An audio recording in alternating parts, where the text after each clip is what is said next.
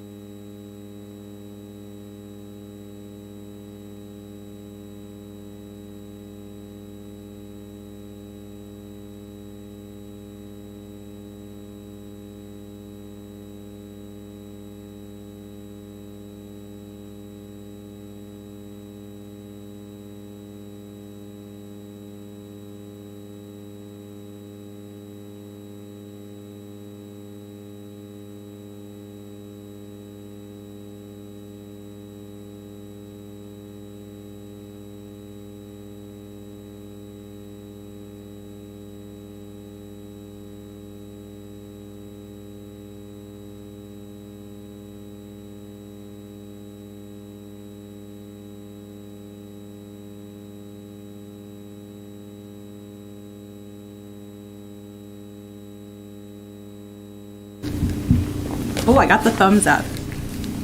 So welcome back. Thank you for taking the break with us into executive session and then back out again. So now I'm going to go, we've been through our 3 executive sessions, and it's on to public comment, starting with the room before we go to the online audience. Do we have anyone for public comment? No? All right, Ernie, public comment if you want to take a microphone.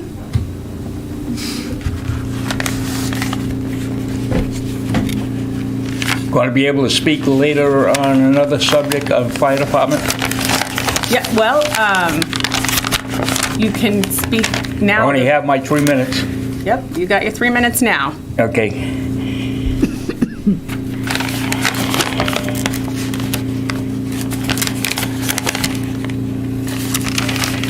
It's pertaining to the ADA that we are going to be spending hundreds of thousands of dollars. Do you want to sit to talk? I can, Or you can if sit right don't here? mind. Well, I'll sit here then. All right. ADA, it looks like we're going to be spending hundreds of thousands of dollars to bring buildings up to snuff. Well, selectmen have a committee, an ADA committee, that reviews all blueprints before they're allowed to go forward. Also, the architect goes before the building commissioner and tells him that these prints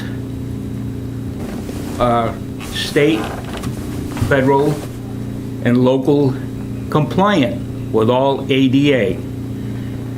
When the project is completed, it goes back through the same process, through the town and back to the building commissioner, at which time the architect signs an affidavit that all federal, state, and local rules and ADA has been completed. So now here we are having to pay for all this stuff again that we have already paid for. So this is something that the people, the taxpayers, that's just charging them twice, and it costs way more to repair stuff that isn't compliant than it does to do it at the beginning. There's some very simple things that get overlooked. You go on your hardware schedule. Every doorway that goes into an area where a person that is visually impaired isn't supposed to go into, you go to the end of the hardware list, the door number is there, and it has KN for knurled. The inside of these handles are knurled, so a person visually impaired will find that.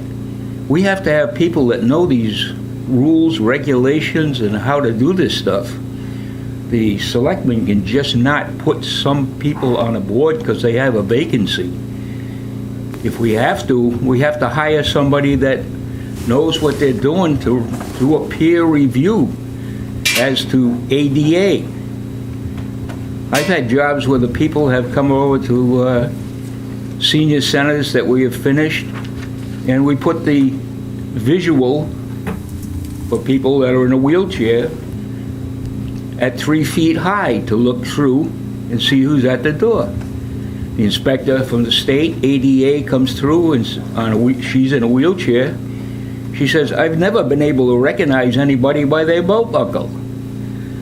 So we have rules that just don't work out. And we have rules that are changing all the time. But today with computers, they should just be able to push a button and have everything come up. Thank you. Thank you. Phase 1.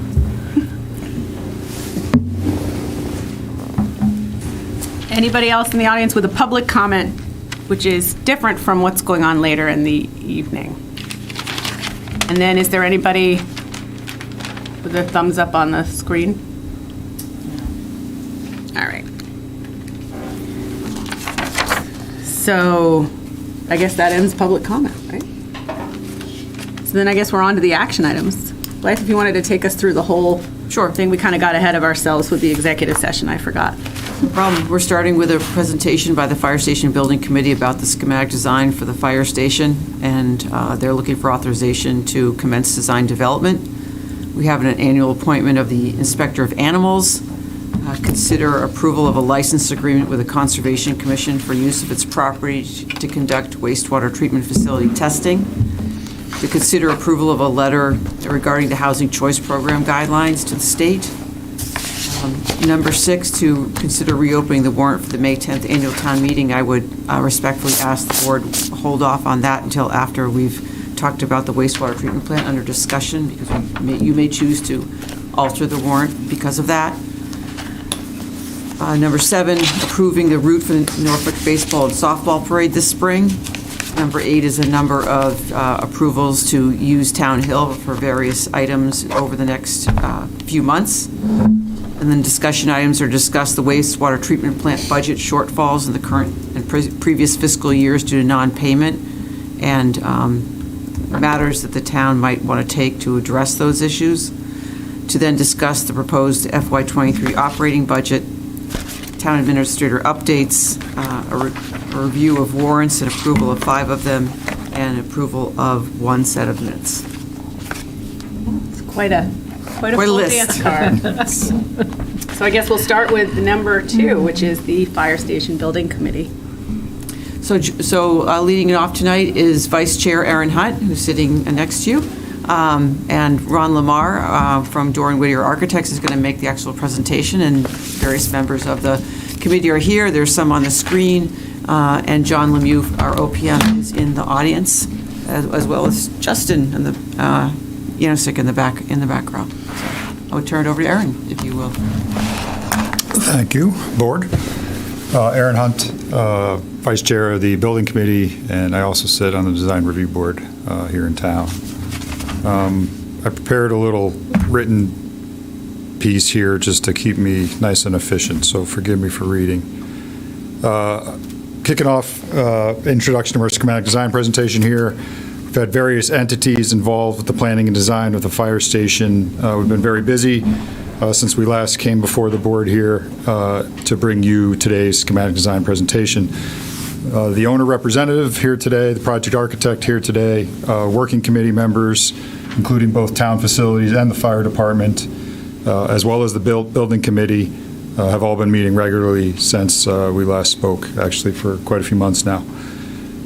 We've all been reviewing the project in detail, working to respond to the questions that have been raised during the process, both by the public and various entities here in town. We've held a second public meeting at the existing fire station, and we've met with the planning board twice to talk special permit processes. We are planning a third public meeting at the Council on Aging on March 23rd, and it's early in the afternoon. And we are also planning an event at the library in late April, which will be early evening, both 2 more public meetings for comment. Today, we have updates that Ron will get into on the area, the size of the proposed building, a first image of what the fire station may look like, and a budget update consistent with the schematic design presentation. We are on track for our special town meeting presentation and townwide ballot vote in January of 2023. And specifically tonight, we are requesting the board's approval of the schematic design so that we can proceed with the design development. And with that, I will turn it over to Doran Whittier. Thank you.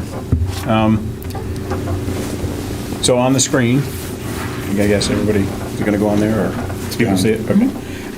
So on the screen, basically, we want to, again, thank everybody that's been working with us, I'll say day in and day out, right? Because we've been meeting diligently with everyone, everyone at the fire department, everybody with the building committee, and then we met with all the department heads a few months ago, back in February, actually, beginning of February. So if you recall, this is the existing site. This is looking down at the fire station, and the church would be off to the left where the parking lot is. And then we've, as Aaron mentioned, we've been to the planning board a couple of times, just getting information, very useful information actually, in terms of the special permits we'll be going for to make the best use of the site. And with those permits, we have developed, and we've shared this with the board, how the site would lay itself out. So if you remember at concept design, we didn't quite have the details of the site, both investigated and designed. And this is the current design that has all the attributes of what's required by the bylaws and the planning board. And we're actually going to meet with the town planner, the building inspector, and any members who are interested to go and do a site walk at the beginning of April to talk about sort of where everything's actually going so they can visualize it a little bit better on the site. The area comparisons that Aaron was just speaking about is we have, as we presented at concept design, between 2001 and 2021, the building through various entities have come up with programs between 23,600 to 21,900 to the design we came up with just recently, which was 25,690. And so consistently over the years, everybody recognizes the amount of space it's going to take to create the fire station that the town needs. What we've done is we've taken those diagrams that you saw at concept design and actually turned those into floor plans.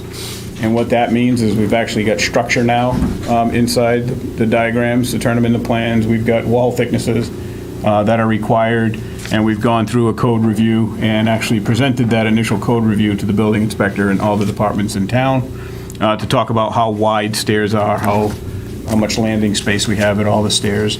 And so with that, we recognized we're about 26,000 square feet. Sometimes it's more cost effective to get rid of a corner and get rid of a column to just build the wall straight, if you will. Adds a little bit of square feet, but at the same time, that's reflected in the cost. And we've had some community meetings where we've shared all this information you've seen to date, including a list of how this is going to serve the community better. And the chief has been great with his staff putting together literally this list that you see here. And this is on the town website. So for anybody who wants to check this out and get a quick read about these things, but everything from NFPA code compliance to actually having the staff spaces that are required for a quicker response and a healthier station. So I know you all may be seeing this for the first time, but it's also on the town website. This has brought the project from concept design into schematic design. So this is the appearance that we've presented as fitting into the community of Norfolk, kind of taking that barn type look, the gable ends that are all within town, the scale, obviously working with the pitch grooves of the bylaws, and sort of bringing that concept design to life in a schematic design. So what this has enabled us to do is take this schematic design and start getting it priced. So just as a reminder, at the feasibility concept stage, we had come to everybody with a breakdown of what we thought the price might be when we start designing the building, turning this concept design into a price, if you will. And then for the schematic design, we've done exactly that same thing. Now we're taking plans and elevations and sections of that building and letting the cost estimator look at it from an eye of what you're actually building, the specific building that's there. So on a comparison basis, I'll just jump to the bottom line. We are a few $1,000s less than where we started. However, it's just a few $1,000s, so our recommendation is to just stick to the budget the way it is right now and continue our progress as the project develops. And you can see that what's happened is some of the budgets have gone down based on pricing and others have gone up. So the reason for that, and I'll just pick on this one here, which is furniture and equipment. A lot of the fire department equipment was listed in feasibility concept as budgets for those types of equipment, and we moved those down into the construction line items so that we could get actual estimates on all of that equipment.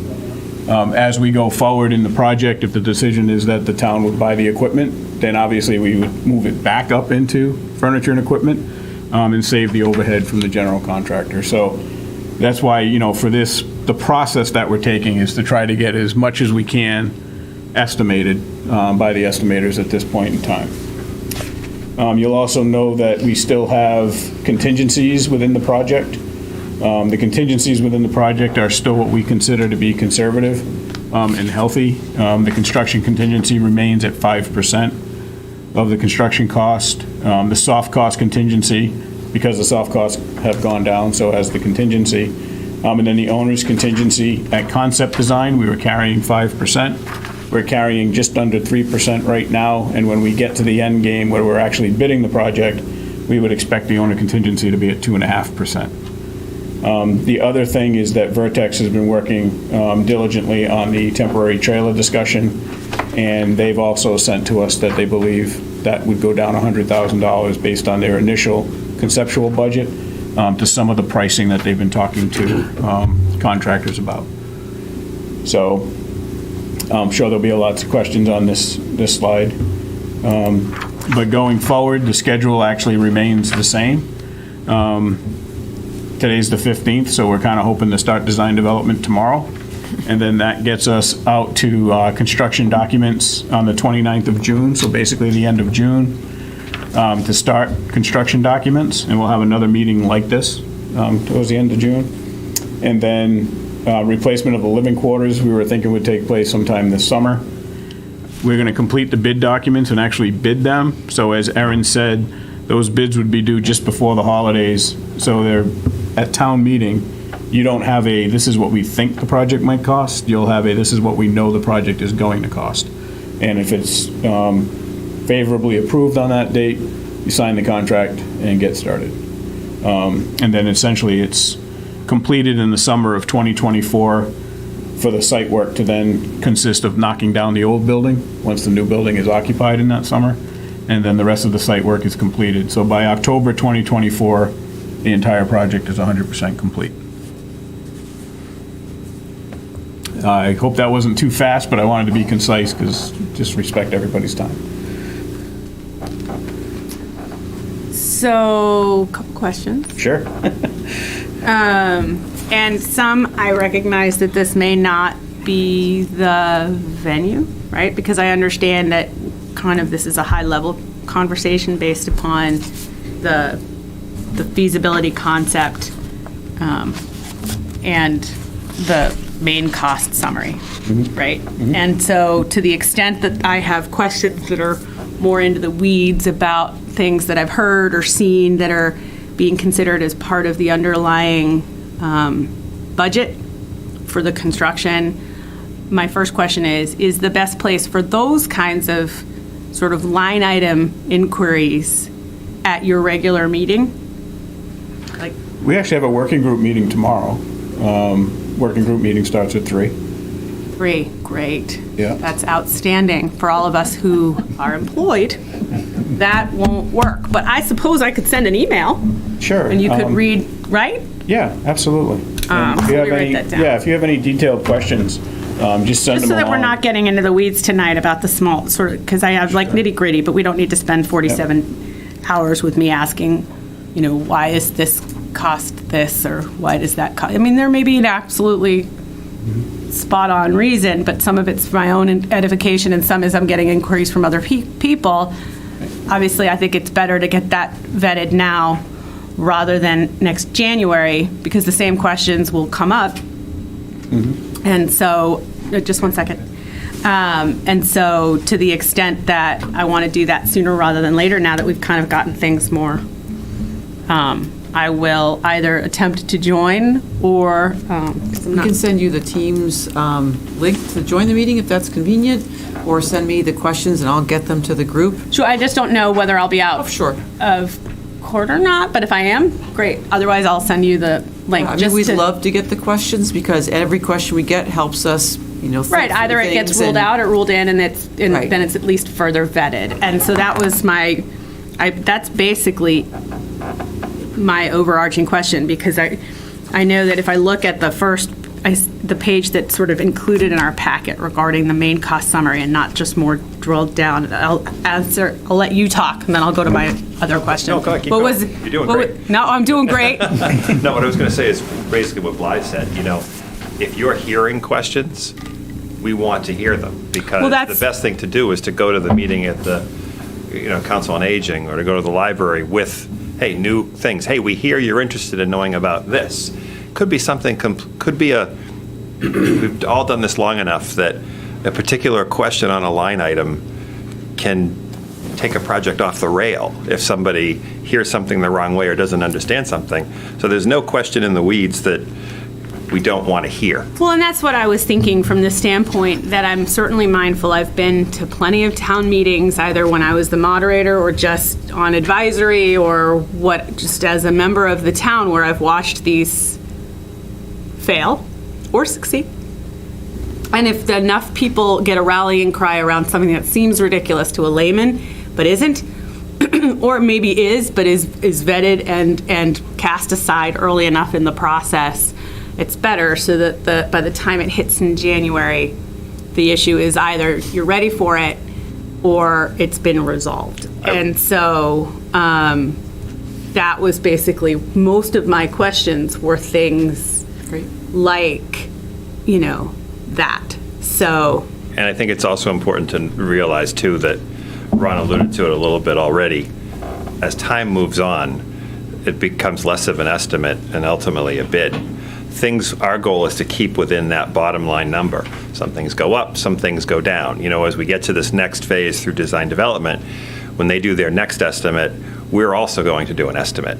So now we'll have two estimators looking at this job, one who's looked at it before, but then also somebody who hasn't, and they'll be starting from scratch. And why we do that is to make sure that if the two estimators are seeing it similarly, great. If the numbers aren't exactly the same, that's fine. We sit down and we reconcile that, and we learn a lot from that process. If the two estimates are wildly different, we say, wait a minute, if the chance is there for two estimators to see it differently, how are the GCs and the subs going to look at it? So we really want to try to vet that out. So there's really no ambiguity, or we're trying to minimize any ambiguity. So questions that you have, questions that they have, the goal is to try to vet out as much of that as we can so that when we get to the pricing, the actual number that we're going to bring to town meeting, we feel really good about it. So to take it one step further from my vantage point, I am going to table my questions because it sounds like tomorrow is the appropriate place for that. Like, assuming that I make it in some form, I make it, and my questions are put out there and I get answers back, when is the next time these folks are before us, or can I just add on, I know I'm the chair, but can I just add on to the next meeting for folks who also have jobs that are in the 9 to 5 or 8 to 11, whatever my job is, so that, that they can tune into a sort of one place, like I can sort of recite back. Either our meetings or the board, the committee also meets on a Wednesday nights. The next meeting is the 30th. And so we'd love people to come to that. Or come by Zoom to ask more questions and get more answers. All right. So we'll just sort of keep it either rolling. I'll get the answers tomorrow and I'll, either plop them into the next meeting as just I'll have, we also started developing a frequently asked questions document that's going up on the website. An FAQ. For you folks. Yep. So that as well, trying to find every avenue to get people what they're. All right. Fair enough. And in order to. That FAQ document is on the website. Folks want to go find it. So that was it for me. The only other thing I'll say is ordinarily, for folks scoring at home, I'll turn the mic over to Anita and Kevin in a moment, but I will say that, and ordinarily I am pretty aggressively not welcoming of Q&A or commentary beyond the public comment section, with the exception that because it's important to vet this enough in advance of next January, that for tonight, for one night and one night only, including a set of Ginsu knives, I'm going to let people read commentary, but it's not going to become a back and forth or a Q&A, and those people may also want to join in on, just maybe nobody wants to comment, like, I don't know, Ernie, maybe nobody does, but if they do, they can. It's one time, and then maybe also they could communicate with me and we can both sort of collaborate on some questions for tomorrow. So I'm getting a little ahead of myself here. So Anita, where do you?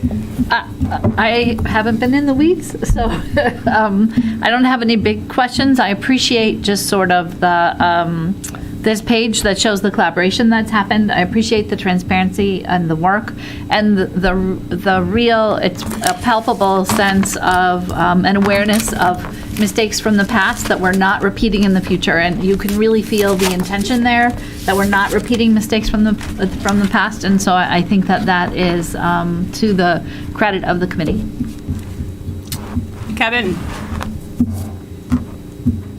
went away. Anita stole a lot of my thunder. I'll back. echo He's pretty back. much her sentiments as well. I think the committee's doing a great job. I've had the opportunity to duck into a couple of meetings over the course of the last couple of weeks. I think that the messaging is great. I think addressing a lot of the higher level concerns that have been raised is great. I just think that everything up to this point has been done as well as it could be done, and really appreciate it. Thank you. Do you guys have anything more before I turn it over to the theoretical question or comment that may be in the audience? Does anybody in the audience have any comments that they want to make? What? So surprising. Come on up. Don't get used to it, Ernie. People sitting here, they all know me. When I retired 18 years ago, I was a senior inspector for the Daedalus projects out of Boston. So I have done a little construction. I'm not going to I'll hit you at your regular times for other questions. I just took a ride down through where the old town hall is. My thoughts are they make these large tents now they're dynamite. A lot of places use them to store everything in them. They're out in the Midwest, but the main office out of Connecticut. Have you looked into putting up a large tent down there with precast blocks as the base? Because, as you know, that is conservation land and we can't build anything solid. Once this building is put in place, they can be heated. The old BABFA heaters used to heat the buildings. I did the Bristol Community College. Each building was 2 stories high and an acre of floor space. We heated them with a $1 million BTU unit, which would only use 8 gallons of liquid propane. So they must have come down quite a bit since. After this building is in place, it could be used by recreation, could be used by town events. When it was left open, it could be an indoor skate rink. When the season comes, it could be basketball courts put in there for playground type. We could use it for even movies, stuff that's on Town Hill that we do in a limited time. That could be moved down into there. It could be a main part of the town, the building itself. And I believe you can get the price of the building back by being able to tear down the old building and let a GC come in. A GC is going to charge you $10,000, $15,000 to have to work around stuff, and you're going to be getting change orders galore. So just my thoughts to see if it would work and look into it. If we have to take down the old town hall, it's condemned anyway. There's an old block building out in the back there. They're using it for storage. They got some containers down there for storage. But we own a big piece of land down there. And a skim coat of hot top could be put down to level everything out. And at one time, the thoughts were of putting the fire station down in the back there. But just something to look at, that we have something, we pay for it, and we could utilize it later, which would spread the cost out of it and help out the project at the same time. I just want to point out that 27 years ago, I was working on trying to get a new fire station. A piece of land, 150 feet wide, that goes to the main drag here, 115, and is right behind where the garages are now. That piece of land was available. It sold for $32,000. Nobody, we don't need access to 115. So you got to jump on things when the irons are hot. Thank you. Thank you. Any other comments in the audience? Nope. Okay. So I'll make sure to join in some capacity tomorrow, just to start noodling questions that people send to me. And maybe Ernie and I can talk after the meeting tonight, or we can text tomorrow if you have any other questions you want me to raise, or if you want to join me at the meeting. Just whatever.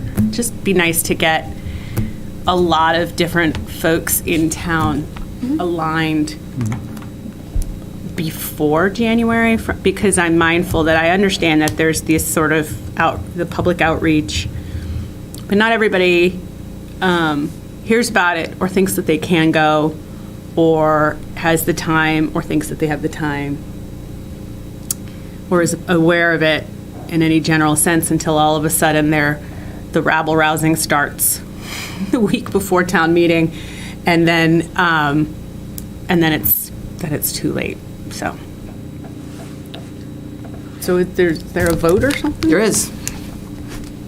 To approve the schematic design and allow us to authorize the consultants to move into design development.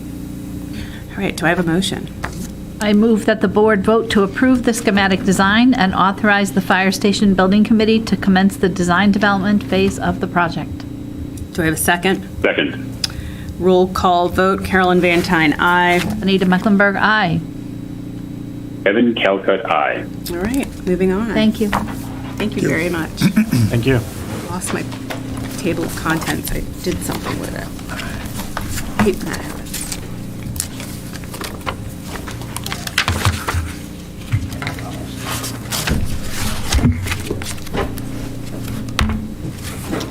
Blythe, what's that? I can't find my table of contents. Sure. I know maybe we can give them a minute to head on out. I don't know why they're leaving though, because the meeting's not over. There's just like a lot of really interesting things we're going to be covering. What the hallway looks like. I guess we're waiting. Oh, you have both, you have two of you. You can continue if you want. Wow, it doesn't feel like I. Sure. Well, if I could just, why don't you tell me what number 3 is, since I have managed to. It's the animal inspector appointment. Yep. So, is Hillary on now? Yep, I see her name. I don't know if Hillary Probably wants. here to support the inspector. Okay, so if you want to just tell me what we're doing while I find it. Sure. So every year, the state requires that the board vote in March to recommend an appointment of animal inspector for the next year, the person who does quarantining of animals when required, barn inspections, and so on. And last year, the board made a change and appointed Susan Thibodeau to do that work. She's been doing an excellent job, and we would recommend that she be reappointed for the next year. So I don't have any questions. I know we're waiting on Anita, but Kevin, do you have any questions? Blythe, have we gotten any feedback on Susan over the last year? Any complaints, any comments, anything regarding her case of work? Not at all, but I don't work with her day to day. I see that Hillary has joined the meeting, and she would work more closely with Susan, so she might be able to field that question for you a little bit better than I can. But from my perspective, it's been a great transition. Hillary, do you have anything that you want to add to Blythe's answer to Kevin's question? Sure, I'll give you the short and sweet answer. Anytime that I've forwarded a quarantine to her, she has responded promptly to handle that situation. We've worked together to, work with residents in different tricky types of situations regarding, incidences that transpire from quarantines, whether it's a dog versus dog or a dog versus a human, or if it's a wound of unknown origin quarantine. I have received several calls this past year when she did her barn inspections from people that were, obviously they didn't expect her to be doing the barn inspections right off the bat. but they had nothing but praises to say about her information that she was able to, pass on to people in town, whether it was a problem with a flock getting loose, how to clip certain wings, how, nutritional issues. Everybody said that she was pleasant to work with and doing a great job. Kevin, any other questions? Not from my end. Anita, this is number 3. I Yep. don't know if you have any questions. No questions? All right, do I have a motion? I move that the board vote to reappoint Susan Thibodeau as Inspector of Animals for the period beginning May 1st, 2022 to April 30th, 2023. Second. Carolyn Van Tyne, aye. Anita Mecklenburg, aye. Kevin Calcutt, aye. Thank you very much, Hillary, and congratulations to Susan. Next is number 4. This is a license agreement between the Conservation Commission for use of their property behind Freeman Kennedy School with the Select Board to allow for wastewater treatment testing to see if that's a viable location for a leaching field for a possible new plant. I can see joining us on the Zoom call is Rich McCarthy, who has been working on this with Conservation Commission and with Town Council, and we've understand that it's appropriate to have an agreement between the two entities about what the land will be used for, how it will be restored once it's done. And so Rich is on Zoom, and Tom Harrington, our town council, happens to be in the audience for another item later in case you happen to need his advice as well. So I would suggest turning it over to Rich for any details he'd like to add. Absolutely. Rich, how are you? Very good, thank you. Awesome. So what exciting details can you add? What color can you add to this really, really exciting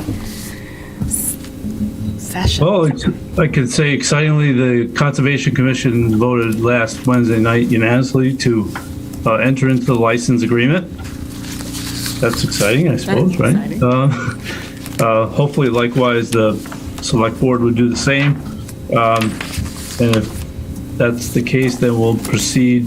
We have a scope of work that we developed with Woodward and Kern to go to the next phase to do the testing, to evaluate the feasibility of creating a new wastewater treatment plant. The funding for that was through a state budget earmark to fund that work, which includes the testing of the conservation property, a meeting with the DEP, and then additional meetings afterwards to report the findings to the Select Board, Planning Board, Conservation, whatever local board would be interested in learning about the findings for it. The time frame is, if everything goes the order, the testing would be done in April, which would be the optimum time because of high groundwater. We want to be able to establish that, and then come back over the months after that to present the findings to everybody. Outstanding. Well, I don't have any questions. Anita? No, the price is right. And Kevin, any questions? Nope, not from my end. All right, do I have a motion?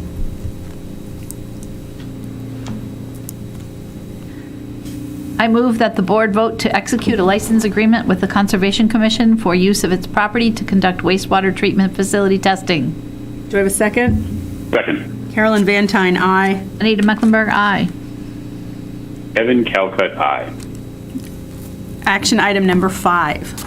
So this is to consider approval to send a letter to the state regarding the Housing Choice Program guidelines. As you recall, at the last meeting, Tom and Rich were here to talk about the program overall and how the guidelines didn't quite align well with what Norfolk's already done. And we have until the end of March to submit comments, as any other community does. So I'll turn this one over to Rich as well for more details, and just leave it by saying that, so he's drafted a letter in his packet, it's been reviewed by council. Planning board meets at the end of the month, so this would be something we'd recommend that both boards sign, and ask perhaps that you would be willing to sign it prospectively, assuming that they do as well. If they don't for some reason, then we pull it back, but we're a little bit of a time crunch in terms of getting in front of both boards by the deadline. Rich, any other comments you'd like to make?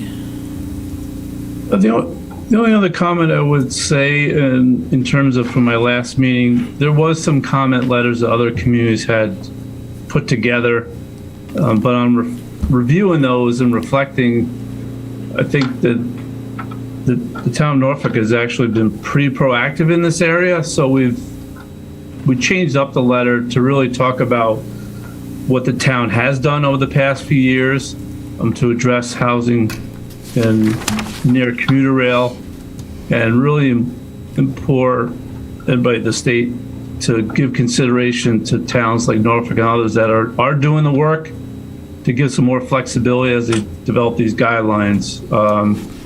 Because unlike other towns maybe who haven't been proactive, we have been, and I think there needs to be a place for towns like Norfolk and others to get credit for the work they already did without this legislation even being in place.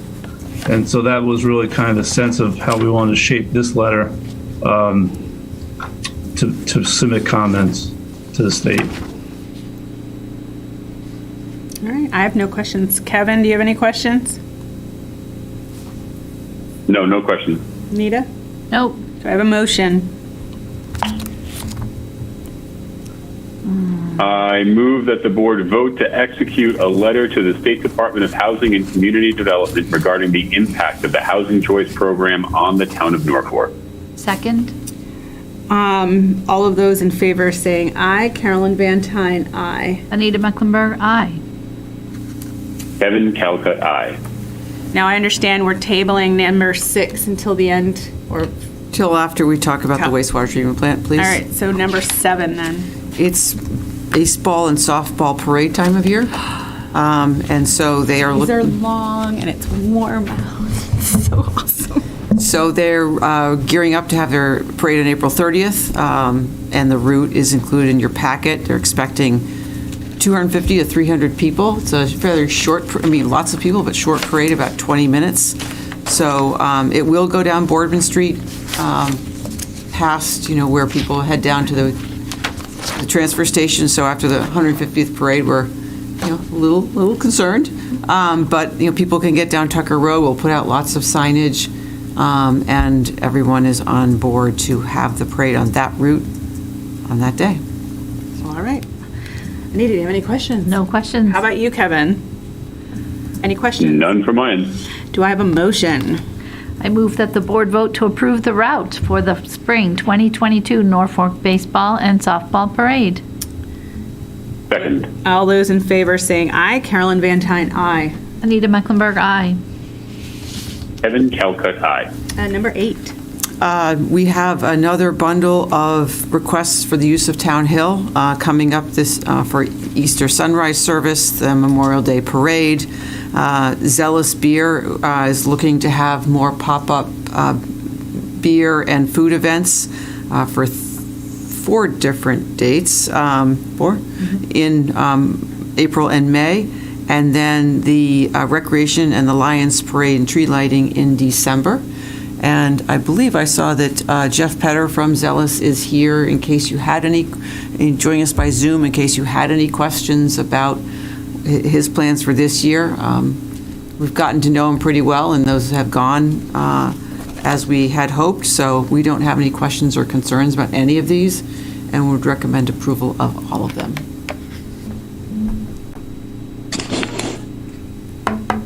There he is. Oh, how are you? I have no questions, Anita. I have no questions. Kevin? I'm just eagerly looking forward to getting outside.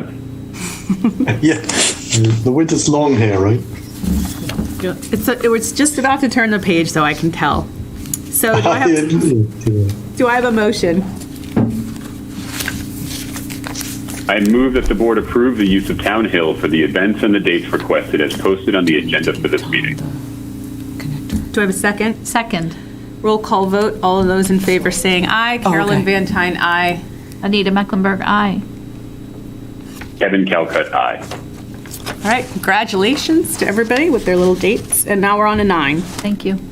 So, Town Council Tom Harrington is here tonight with us to talk about the wastewater treatment plant FY22 budget shortfall and the issues that we may have to address that. Tom, you're welcome to take a comfortable chair, and I think there's adapters there on the table for you. Tom's here to make a presentation, which is in your packet about this. But while he's getting set up, I'll just kick things off by saying I think you generally know that the town, through town meeting action, took over the operation of the plant at the beginning of 2015, and took it over largely with the agreements that were in place from when the plant was set up in 2002 and then in the intervening years. Since the town took it over, we've had uneven success, if you will, to being able to collect the funds that we need to operate it. And as you know, the state is very specific about how we must operate financially. And this year, up until yesterday, we had collected just $29,000 on a $150,000 budget this year, which would cause us to have a shortfall at the end of the fiscal year, and that is a significant problem to getting the state will actually make up that difference by some means or not allow us to set our tax rate for the next fiscal year in the time frame in December. That has huge implications to the town, not being able to send out tax bills because of this. So it seemed like this was the time to really work towards figuring this situation out and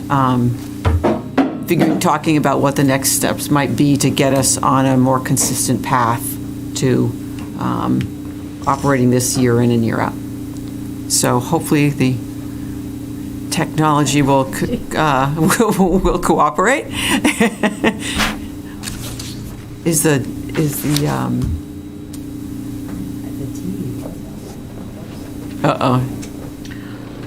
Oh, now we do the remote dance. This is why I had kids. Wouldn't be the first TV I broke. I just hand them a remote over to my kids and tell them to figure it out. Oh, there we go. Perfect. But we've lost this screen. Oh, they're back. Yay. Nicely done. Amanda, you are awesome.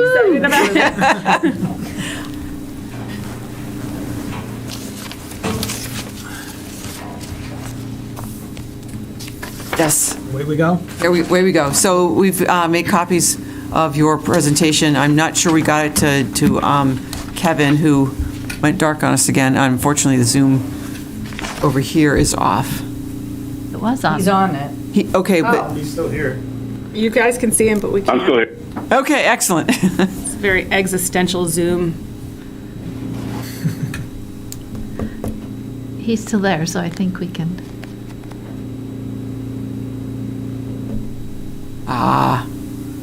There she goes.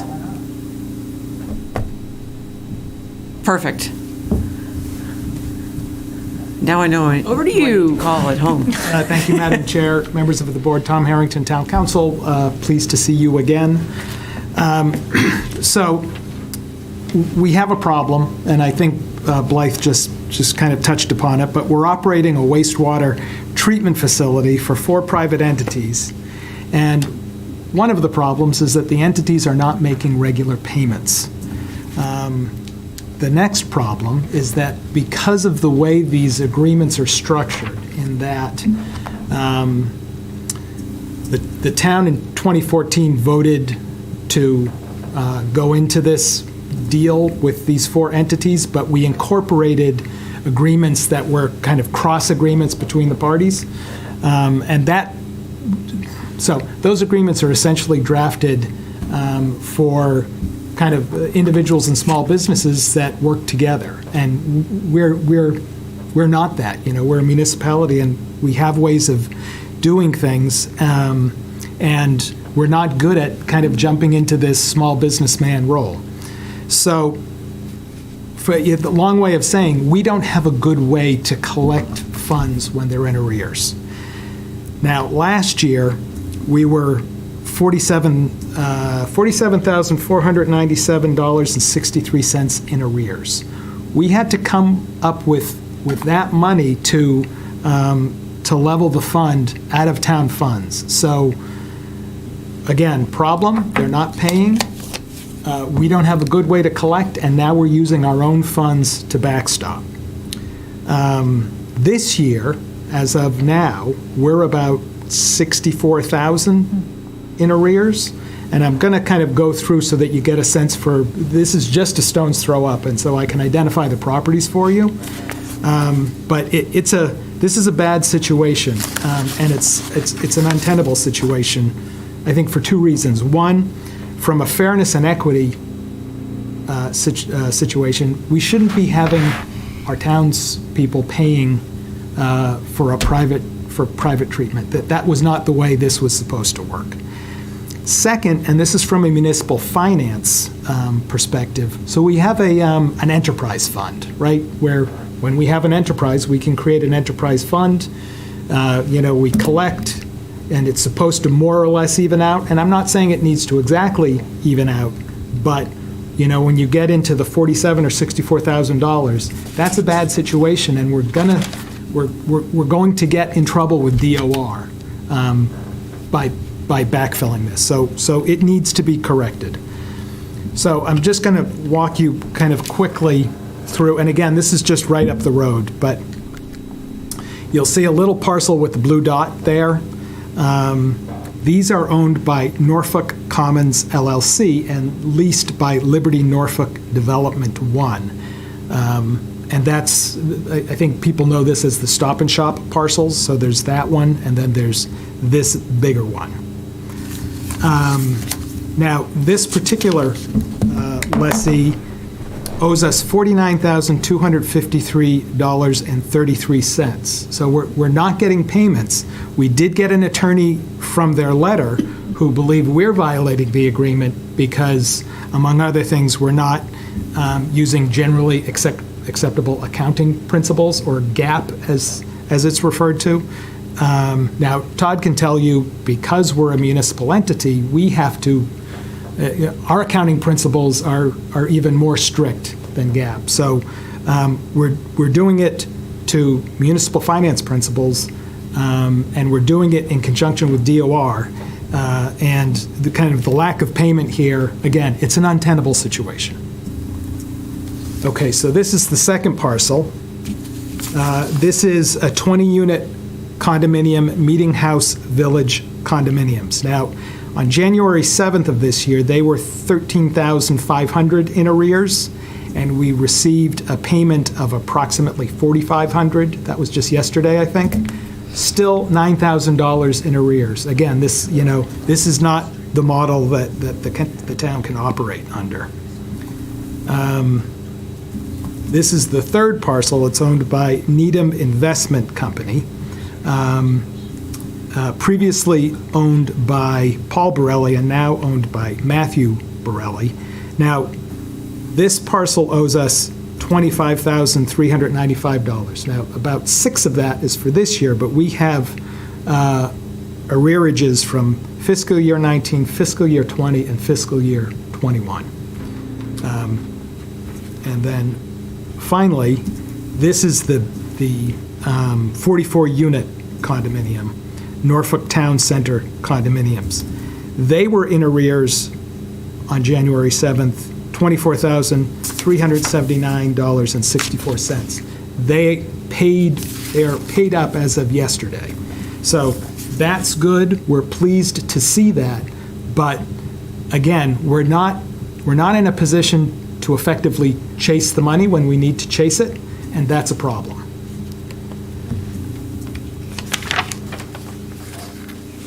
So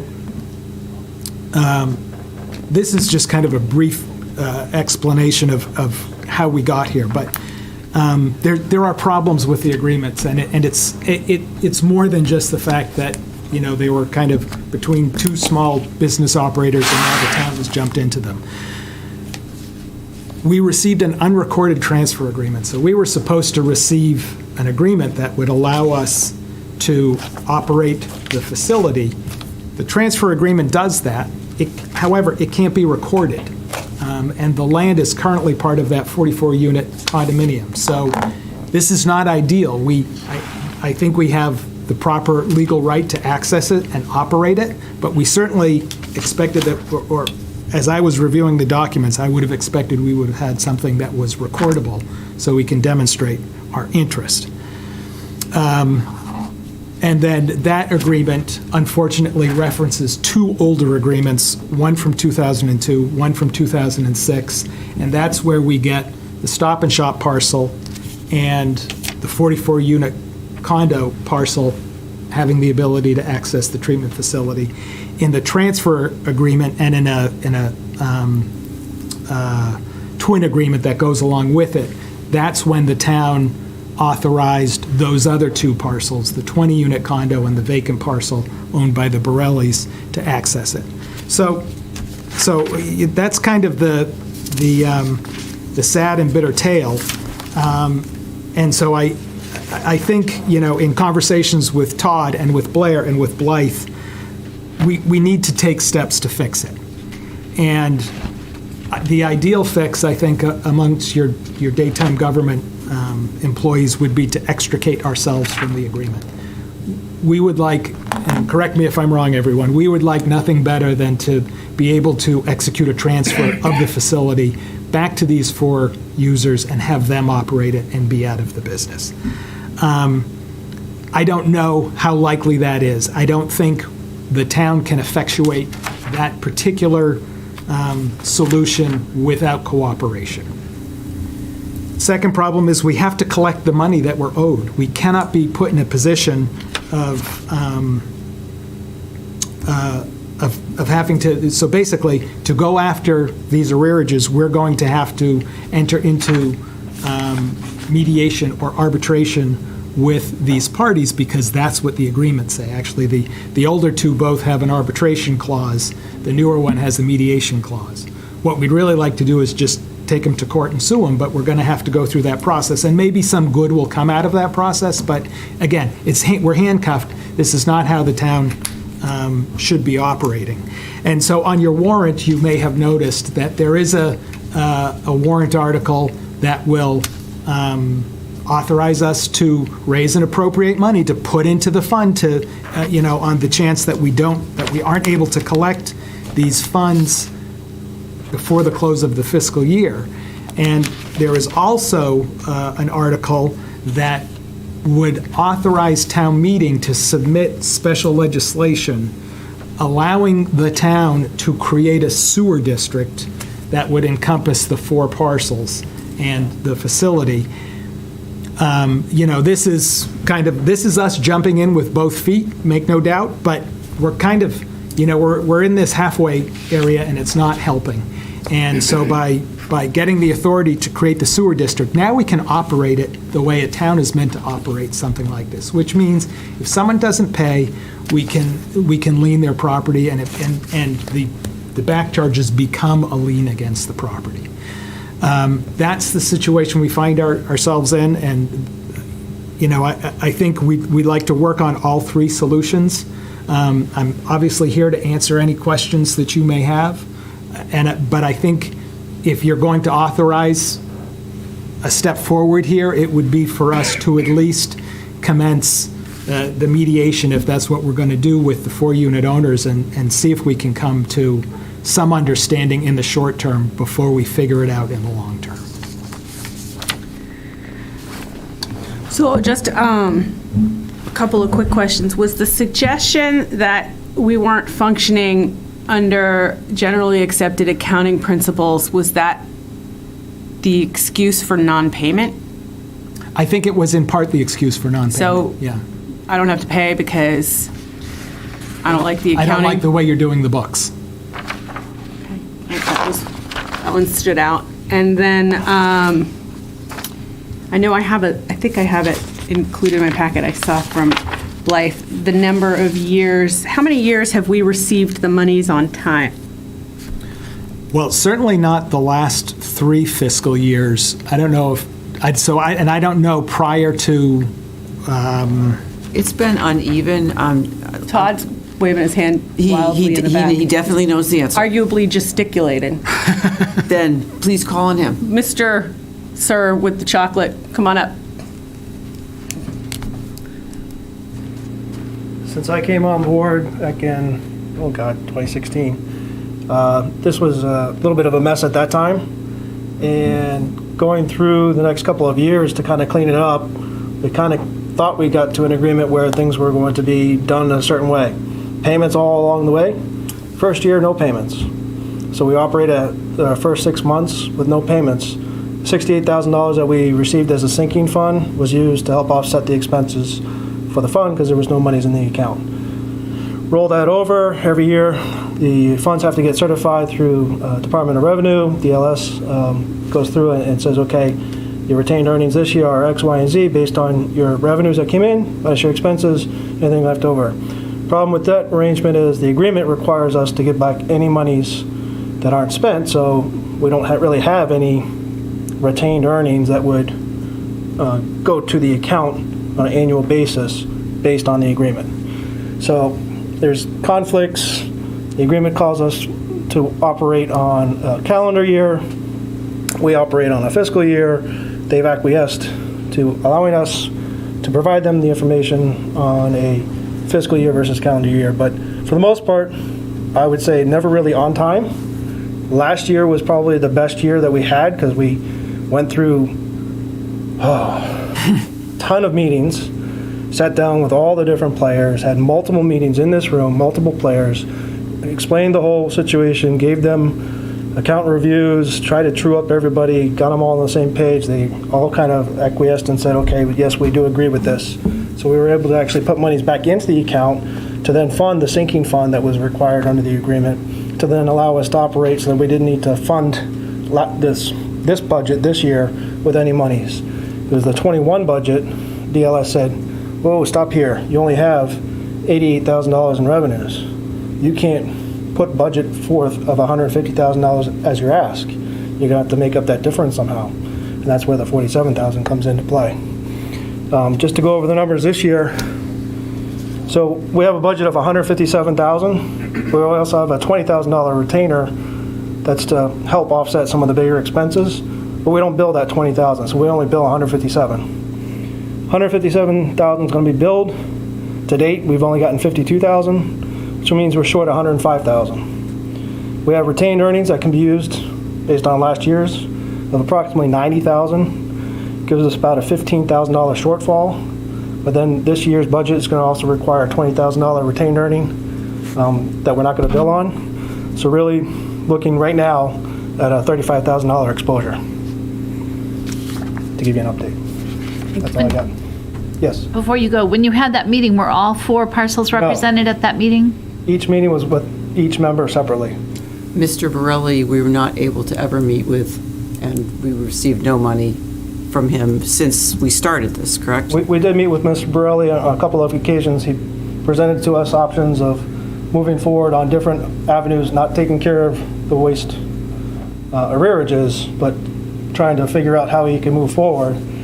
He's never made a payment since day one, has no intention to really make a payment. We've asked to go the mediation route with him specifically. That's when we got a request for information, public records request, which was extensive, provided him the cost to get him all that information that he requested, and then it stopped. And it's just a continuation of Thank you. non-responsiveness. Any other questions? Kevin? Kevin, do you have any questions for Todd while he's up here? No, I'll just make the point of identifying that I've been on the board for 4 years, and it feels like every year we have to revisit this same conversation about how we're going to make up a deficiency for a service that we have a contract for. It seems kind of ridiculous, and I'm glad we're taking the steps now to remediate it. Thank you. When you were talking about, thank you, Todd. Sure. When you were speaking of sort of one of the ideas, which is to put to town meeting and develop a teeny tiny water authority.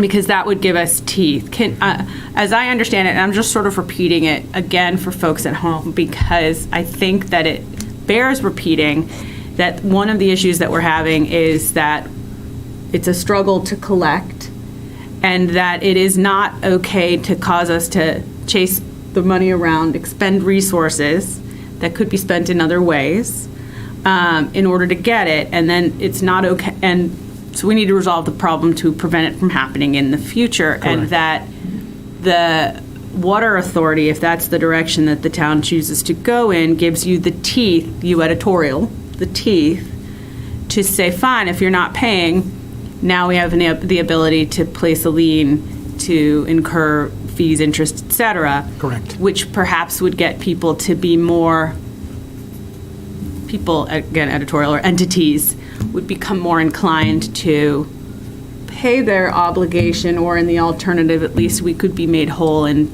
with respect to the fees. Correct. Did I miss anything? You said it beautifully. Nice. So, Anita, any questions? Well, it seems like there's three possible things. Are you suggesting that we should pursue all three at this, move all three options forward?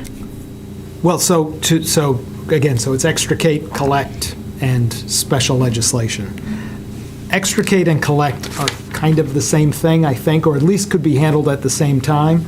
We're going to have to commence a mediation. Part of that mediation could be talking to them about taking the facility back. Okay. So the reason I asked you to wait to vote to open the warrant to add articles is because if you look at the list we handed out late this afternoon, there are 2 additional articles on there, one to make up the shortfall this year, and one to request special legislation from the legislature. Tom has sent me the actual language for those first thing this morning, so I don't have those in front of you, but this is just to open it so we can get that work done. Anything else? Any other questions? Well, it seems like it's a real burden to the town, right? And that litigation is going to cost the town money. It's costing our time and energy this year and last year and the year before, so it's a real burden to the town. And it's unfortunate that it needs to be on the select board agenda before something, even a partial payment, is made. Yeah. So I guess it's really disappointing, because it was a good faith agreement, and it's a real burden for the town. I agree, yeah. And I don't mean to cast aspersions on the people that entered into the agreement, because I think hearts were in the right place, but it is not working out from where I sit. And it's not the equity question you brought up. It is not fair for the rest of the taxpayers to bear the burden of other people's non-payment. Right. Kevin, do you have any, I'm sorry.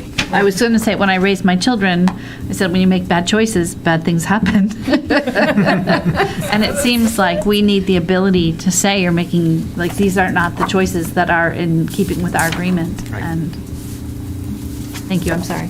No, I'm glad I backed off. That's a good one. Kevin, comments, questions? No, nothing else from me. Thank you. So this is just a discussion item, yeah? It is. The action, I would say, is to then turn to the town meeting warrant motion that I handed out, which would have us add 5 articles to the warrant, 2 related to this and 3 others that are not on there today. They would be, we haven't actually added into the warrant that you saw last time, all the wording changes for the zoning bylaw. That was still being ironed out, so there's that. To fund the shortfall in this division, to petition the general court for the special act. And then we have 2 other ones that have come up since we closed the warrant. One is to rescind an excess borrowing authorization for all-of-day school monies we didn't need to spend, so we don't need to keep that on the books. And then town clerk caught the fact that with the change of 3 voting precincts to 4, we actually need to change the general bylaw for the CPC, because it is, somewhat based on how, a person representing each precinct. That's a good catch. So anyway, I've got a motion in front of you. It's a bit long, I apologize, but thorough. So, but going back to, so is that are we? Yes. The one that you handed out in our packet that doesn't have a number, is it taking the place? It's, yeah, I should have put a number on it, taking the place of number 6. Okay, or sort of we're sliding it in instead. Yes. Is there anything else that you want to cover before we dive right into? No, I'm all set. Thank you for your time. So do I have a motion? It's a long one. All right, I'll take it. I move that the board vote to reopen the warrant for the May 10th annual town meeting to add the following articles: zoning bylaw changes relative to recodification of the bylaw, an article to fund the shortfall in wastewater division enterprise fund, an article to petition the general court for a special act to establish the Norfolk Downtown Sewer District, an article to rescind an excess borrowing authorization for the HL Day School, an article to amend the general bylaws for the CPC to change the membership due to re-precincting, and then to close the warrant for this, and then to close the warrant for this meeting. Do I have a second? Second. Roll call vote. All those in favor stating aye. Carolyn Van Tine, aye. Anita Mecklenburg, aye. Evan Calcutt, aye. All right, thank you very much. Thank you. Thank you. Then we're on, Vamoose. yes, that's the legal term. What the hell am I? I'm on 10. Budget time. Budget time, it's the best, budget time. I should say, as a housekeeping matter, Blythe and I had the pleasure of a morning conversation about this yesterday, and you suggested, but I think it's already on my calendar, an additional day. And before I forget, maybe we just sort of codify that we're going to have another select board meeting on March 29th. March 29th, yes. It's the 5th Tuesday of the month. We don't often have those, but I'm looking for the presentation. Yep, so I already have it in mind. I just wanted to make sure before There we, we go. All right. Thank you. so that other folks, if there's questions that we've got, et cetera, other folks can come in and answer them as we wend our merry way through the budgeting system. Todd, you want to come up and join us at the big table? No longer at the cousins table, or whatever everybody calls it. Oh, he brought an impressive amount of binders, so I brought. Oh, yeah. He's showing off with all his binders. Sorry, I was away. So, it's FY23 budget discussion time of year, and so I've got a short PowerPoint that both Todd and I put together to lead you through the high level. Also in your packet is the very handy detail that we use to keep on track as we go through the process each year, and there's maybe some numbers in there that you'll want to refer to. So if we can go to the next slide. So, starting from the revenue side of the equation, we are at an increase in revenue this year of almost 5%, 4.96%, or just under $2.1 million, which in our world is very good news. Between a 2.5% levy increase, new growth has continued to be strong. We're counting $650,000 this year, or $100,000 more than we usually do. Local receipts are up in a couple of areas. State aid is up slightly, gets us to that number. And we'll go over that in a little bit more detail in another slide. And so the next slide just gives you the detail about the state budget. And I would just remind everybody that at this point in the process, this is the governor's budget. The House takes it up next. And it's up an increase of 1.75%. Highlights for that are that unrestricted government aid is up by 2.7%. There was a state gets together early in the process and says, what do we think revenue growth is going to be? And tax income, and came up with 2.7, so that drives that number. School aid is a formula that I would defer to school people to explain. Maybe, Anita, you can take that one for us. Exemptions are up slightly, state-owned land up almost 30,000, but assessments against it for various things like mosquito control are up as well, and it's a change of just under $75,000. Turning to the revenue highlights, these are all on the local receipts side of the equation. As I mentioned, our new growth has been very good. Building permit activity shows you that. You've seen those numbers. And so we made a cautious decision to go up by $100,000. And as I mentioned, building permits are strong. We're actually recommending an increase of $25,000 there over what we planned this current year. Meals tax, we're comfortable restoring that to $80,000. If you recall from the mid-year, we were already at 60. So we always want to be conservative with these numbers, never to overstate them. We're comfortable with that. I mentioned the state aid increases already. A big change we're suggesting is prison mitigation funds. We budgeted $100,000 this year. We received $300,000. That is not something we can count on every year, but it has been fairly consistent and growing slightly. And in order to try and support this budget, we're recommending that we budget a full $300,000 for next year. And then ARPA funds, we'll get into the reasons why for a little later. The final rule from the federal government said that if you you don't have to calculate your first $10 million of losses, and thankfully in Norfolk's case we had nothing like that. You can use up to that amount if you had that for basically general government services.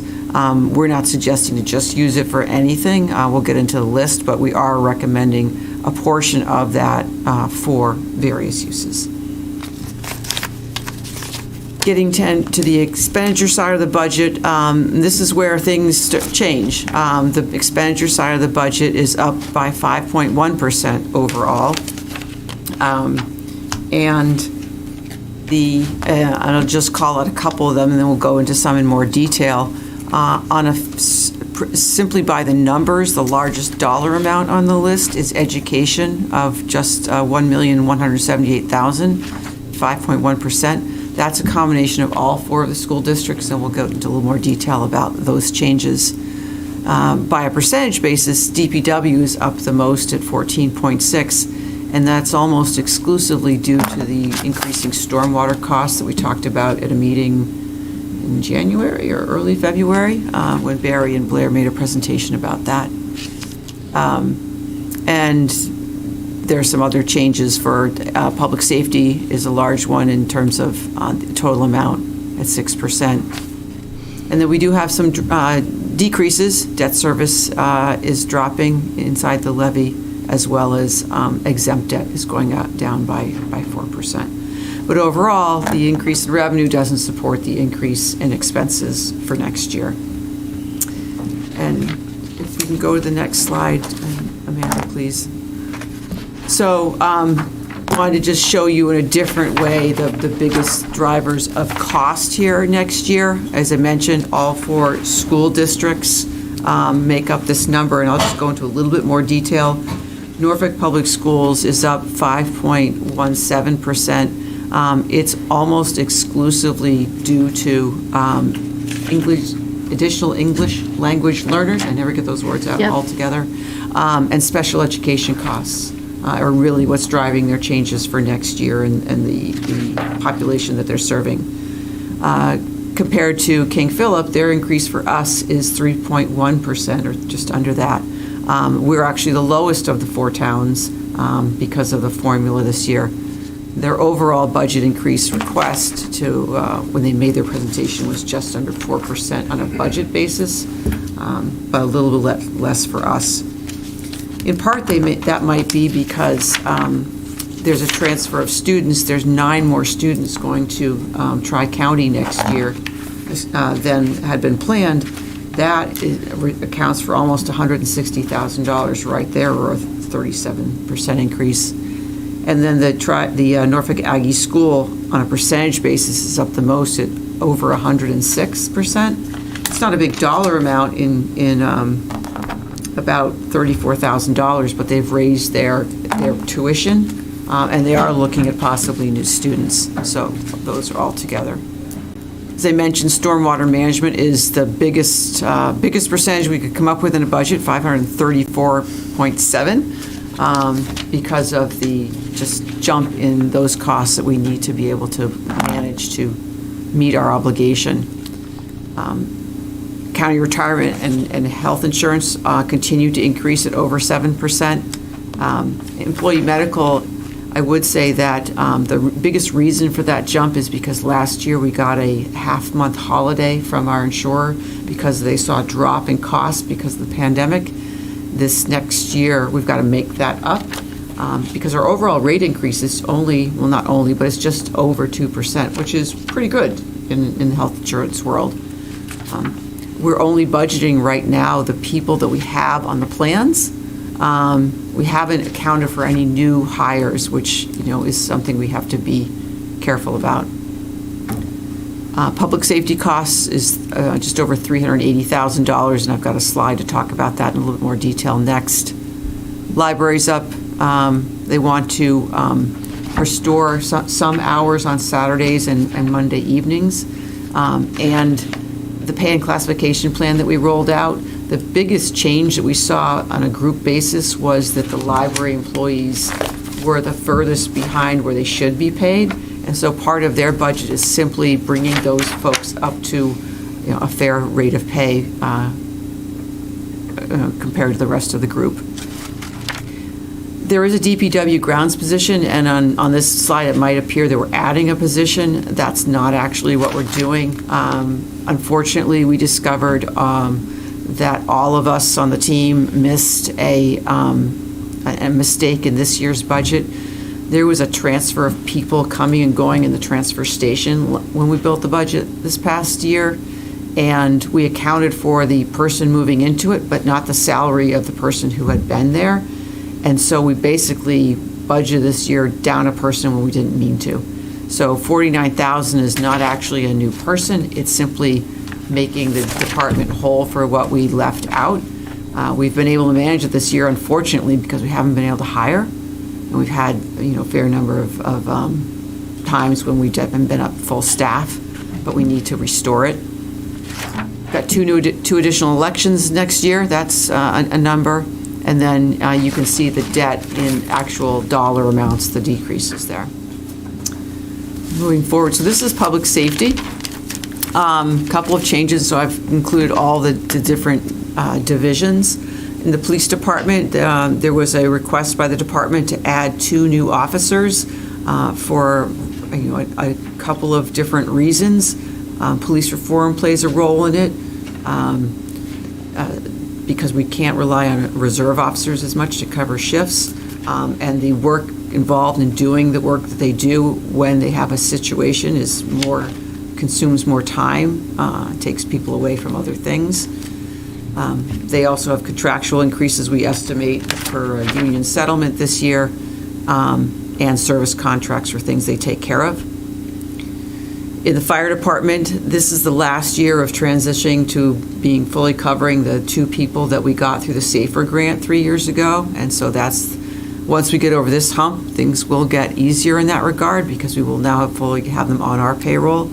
And then the contract that is in place that was just done 3 years ago allowed for some people to get compensated for attaining degrees similar to police, and there's a cost of people who will be attaining those 6 next year, which is great. The MEC, we are this current year and the year prior, we had enjoyed a 100% payment by the state for our costs because we took on 2 new towns. That drops to 50% of it in FY23. The actual net cost to us should be much more than $20,000, but in the initial years of the MEC, all 4 of the towns that started paid in towards costs that didn't actually come to bear, and so we're sitting on large amount of retained earnings or free cash. we can actually use our portion to offset that and drop that down to 20,000. And then with animal control, we've had a challenge for a number of years where we have a full-time animal control officer who's terrific Monday through Friday. But when that person needs to go out on overtime or weekends, that has to be paid at time and a half, and it's expensive. We're putting forth a recommendation that we hire someone on a per-day stipend for some weekends throughout the year, so that the person who regularly does the jog doesn't need to be available 7 days a week all the time. And depending on the length of call, it actually could cost less if it's a straight dollar amount rather than whether you go or you don't go, rather than being paid directly. So there were some things that were requested that we didn't fund, or we funded in a slightly different way. As I mentioned, the chief had asked for 2 positions, and we said, Chief, given where we are, we just don't think that we can fund 2. So there's only 1 included. Facilities had asked for an administrative position 20 hours a week to help with the amount of paperwork that they process to take care of all the payments for utilities and the things that they need to buy to take care of buildings. And we have said, no, we're going to try and provide some support from other offices to help them with that, but didn't feel like this was a year we could do that. Recreation programs are growing and doing really well, and they would like to add a program coordinator. We don't disagree that there's a level of workload there, but what we have said is we think that is better, more appropriately handled by paying for it out of the recreation revolving fund, or in part. And so the type of fund that it is can pay for up to 19 hours of a person, but not full-time. So right now, this year, and from years prior, the director and a portion of the assistant to the director are paid out of the general fund, and a portion of the assistants paid out of the recreation revolving. We're suggesting that the program coordinator be split between the 2, and we relook at how the office assistant person or people are handled, perhaps out of that fund altogether. Conservation agent, we had someone retire recently, and the commission would like to go from 30 hours to 40. We understand that, but don't feel that we want to see them hire someone and see how that goes first, and whether the workload is really there. So we have not included that. And then the COA, with an increasing number of seniors in town, would like to see additional hours for the outreach worker, 2 a week. We think it's a valid request, but not at this time. So those are the things that we took out this year.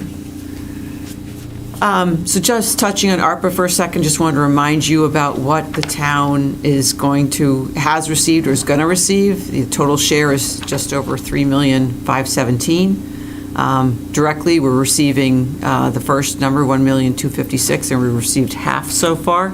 The other half comes in a couple months, in June, right? And then the balance of the money comes directly from Norfolk County. We have to apply for programs, and they can fund those for us. So as we looked at the budget this year, and we thought about the fact that you can use ARPA funds for specific purposes like water, sewer, and wastewater, you can also use it for government services. And it could be super attractive just to balance the budget by just saying we're just fund various sorts of things. But we tried to approach it from things that are either specific under the law, for instance, stormwater. That would be an application we'd make to the county, and they could pay for those things. So that's the biggest number that you see on the screen. FY23, the way the weeks fall, there's an extra work day in the year, and on the town side, that's worth about $40,000. Happens every 7 years, so accounting for that way. The Health Alliance that we established, our share of the nursing is $20,000, and so That's also an eligible expense. And then equipment is always, is an expense that's, we're trying to get the fire department to the point where the regular equipment they need to replace is in the budget, but it is an eligible expense, and so we attribute $20,000 to that. So that makes up the $347 that you saw earlier in the slide. And then there's just some things that we need to stay aware of. So the budget deficit right now is just under $209,000. Todd and I made a conscious decision to not make any further changes without touching base with the board to see, how you might like to approach it before we went in any other directions. I think it's really important for everyone to know, and I'm sure everybody does, that the reason the typeface on the screen is bigger than everything else is because this is a big issue. Rising costs for fuel. I don't think everyone here drives on some level, knows what it costs to go to the pump. It affects us too. Heating oil for HOD school, big number. Supply chain issues, can we get it? And if we can get it, what's it cost? Whether we're buying salt or computers or anything else this next year is something to keep our eye on. As I mentioned earlier, we haven't factored in any new positions for health insurance. Talking with the school superintendent today, there are 3 positions in their budget that would be health insurance eligible. Will someone take that? We don't know. We have a number of people eligible for retirement. They haven't retired yet, but they will. People may replace them, so there's that. Keeping our eye on the KP school budget. They haven't certified yet. Whether the state, the House, or the Senate will pass different versions of the budget that will increase state aid, not known yet. We have 2 contracts up for renewal. And then just a philosophical question, should we use additional ARPA funds or free cash, both of which we have, to make up some of the difference here? And so then my last slide is simply, where do we want to go from here? One more, yeah. We did request a reduction from Norfolk Schools of, at least $75,000. In speaking with the superintendent, she said, if some things changes with personnel, or there's the state decides to provide some more funds for school eligible expenses, they would be willing to drop it, but they're not at that point right now. And there's really they're not bringing back any other programs this year. These are things that they're mandated to do. And they started a budget increase of 5.4 and they brought it down to where it is now. We could make reductions in other town budgets, but I can tell you it will be a movement in the direction of less service or less work done, and wherever that is. And then, do we want to apply any other funds that we could use to close the gap? So, I think I'll turn it to Todd if any points that I might have forgotten that you'd like to make.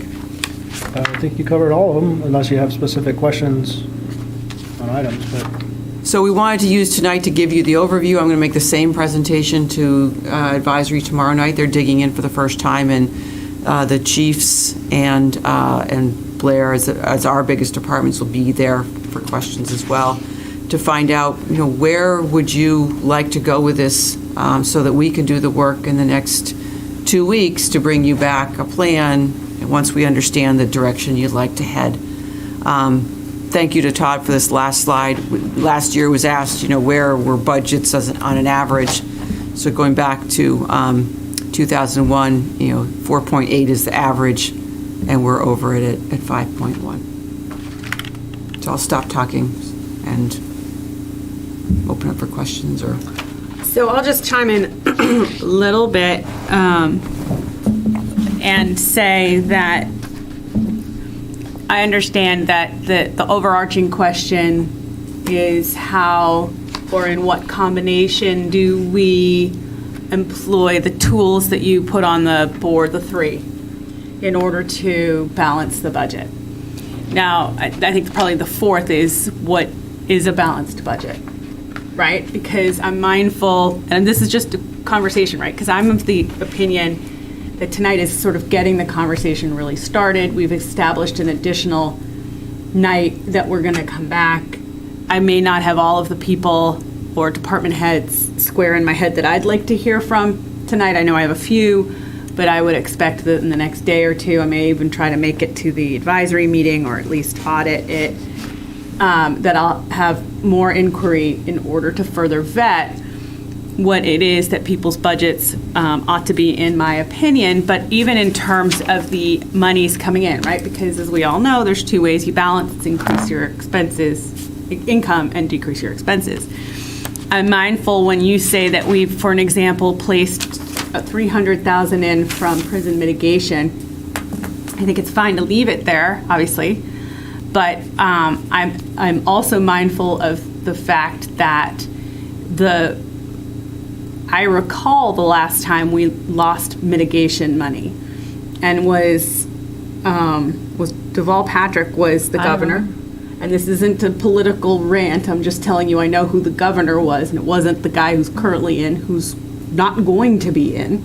And so it may not be what's important to this governor may not be important to the next governor. She may not want to do prison mitigation, or maybe not to the extent that the current governor did. Certainly we were running around like chickens with our heads cut off, having like the world's, like an emergency town meeting after Christmas in the old Freeman Kennedy, because all of a sudden there'd been an abrogation of prison mitigation money that we had counted on. I don't remember what it was, like $165,000, whatever it was. And now we're trying to rebalance the budget at the 11th hour. I'm not saying we pull it out necessarily, but I think it's something to be mindful of. It may not be there. And I'm also personally not comfortable with just, at least at the front end, saying, well, we'll just throw additional money at it. I'd love to at least try to do the work to see how much we can whittle down before we're at the point where we have to throw money at it, because it feels counterintuitive to say, I'm going to use my assets to pay my expenses. I should be using my income to pay my expenses. And I know that's oversimplifying it, but I'm just telling you that that's kind of how I feel, like high level. But I'm not to the point where I'm, dogmatic about a particular one of the choices. I'm just mindful that those are the choices, that the request from the reduction from the schools isn't going to work, or certainly not at this juncture, because of their mandates that they can't circumnavigate. And they haven't even added in everything regarding insurance. And so then you're sort of left with the two. So that's me yapping. I'll stop yapping for a second and say that there will be, as we progress this evening, I'll opine as to folks that I would, or department heads, not particular people. I don't mean to signal out people. It's folks editorial, I guess. In the coming weeks, to ask more drilled down questions about their budget. I really appreciate the level of detail in the budget packet that we got last week. Let's see all my little tabs. Maybe too many, but sometimes they're just questions, right? And some of them I get are sort of answered in the body of the information, which is why there aren't as many tabs. Usually it would have been every single page, and so I actually had to tab this time, right? So there's that. That's an up. That's a highlight. And I know that Chief or Chiefs are going to speak this evening, and I'll have some questions for them as well. So I will say that I am not in any position yet to pick a lane, other than to start parsing tonight and then adding people that I may want to hear more from in the next couple of weeks, because I do have questions regarding certain department budgets or the location of items that aren't buried, but there's just a lot of really tiny words with a lot of really tiny numbers, and I know there's things in there that I want to find, but I haven't found yet with my giant goggles. So that's it for me. Before we hear from Chief, do you have any? I guess I went to the budget hearing, the Norfolk School's budget hearing, and the it's a very tight budget, and the positions are positions. I know we had, do you remember we were talking about housing permits, and the job isn't the same for the schools. As we have more and more kids, there's more and more expenses, and the positions that are added are to meet the needs of special needs preschool and the English language learners. And so those are non-negotiable. non-negotiable. Non-negotiable. And having worked for the schools and having driven my car to save $200 in shipping, so that because they are really cognizant of the fact that it's a town of homes, right, and that they are the biggest budget driver, and they work hard to be conservative. So I would be opposed to asking the Norfolk schools for an additional reduction, because an additional reduction there, I think, would be is staff. So that's class size. There's really no way getting around that. And then I had random questions, but I'm not sure, is now the time? Sure. And so the question I had on the proposed budget, when you look at the percentage of change in DPW, I was wondering 14.6, and over here it was 500, and this is a really big number. What percentage of the increase, the 14% increase, is stormwater? And what is it, just the regular, like, is the stormwater is driving that, the difference between 4 and 14? Generally, I would say yes. I mean, the biggest drivers are the stormwater and then the grounds position that was inadvertently left out of the budget this year. Otherwise, their increases are their union contracts next year, an extra $5,000 to be able to take down roadside trees. It's small amounts. Todd, you have some thought on that? I'll get it to you in a minute. Okay, then I'll ask another question while you're looking, is that okay? Sure. So the request not funded, the one that jumped out to me was the Council on Aging outreach worker. What was going to be the cost of the additional hours? It's small, it's only 2 hours a week, but it did trigger the job to become benefits eligible, which is always a concern. Our response to the director was that we're expecting a staffing change in that department next year, and depending on the hiring for that change, that might free up some budget to look at it again, but just felt like this was not the right time to make that move. I think wait a little bit. Okay, my comment on that is that working with the public, as I do, people are in trouble. Like, this is a hard time, and it seems like we're at the end of the pandemic, but people are really struggling. They're struggling psychologically, and so it seemed like if for short money, we could support our It is aging. short money. It's just when you look at the bigger picture, the police department sees people struggling in Yes. their world and answering to that, and fire. And so where do you best spend those dollars? Right. And so, well, that's the one that jumped out at me, because it seems like if they've identified a need and our elderly population needs that, I'm concerned to not provide it. But I understand the benefits piece is, and then that's ongoing. It's a bigger position on going forward. And I guess that's all I have right at this time. Okay.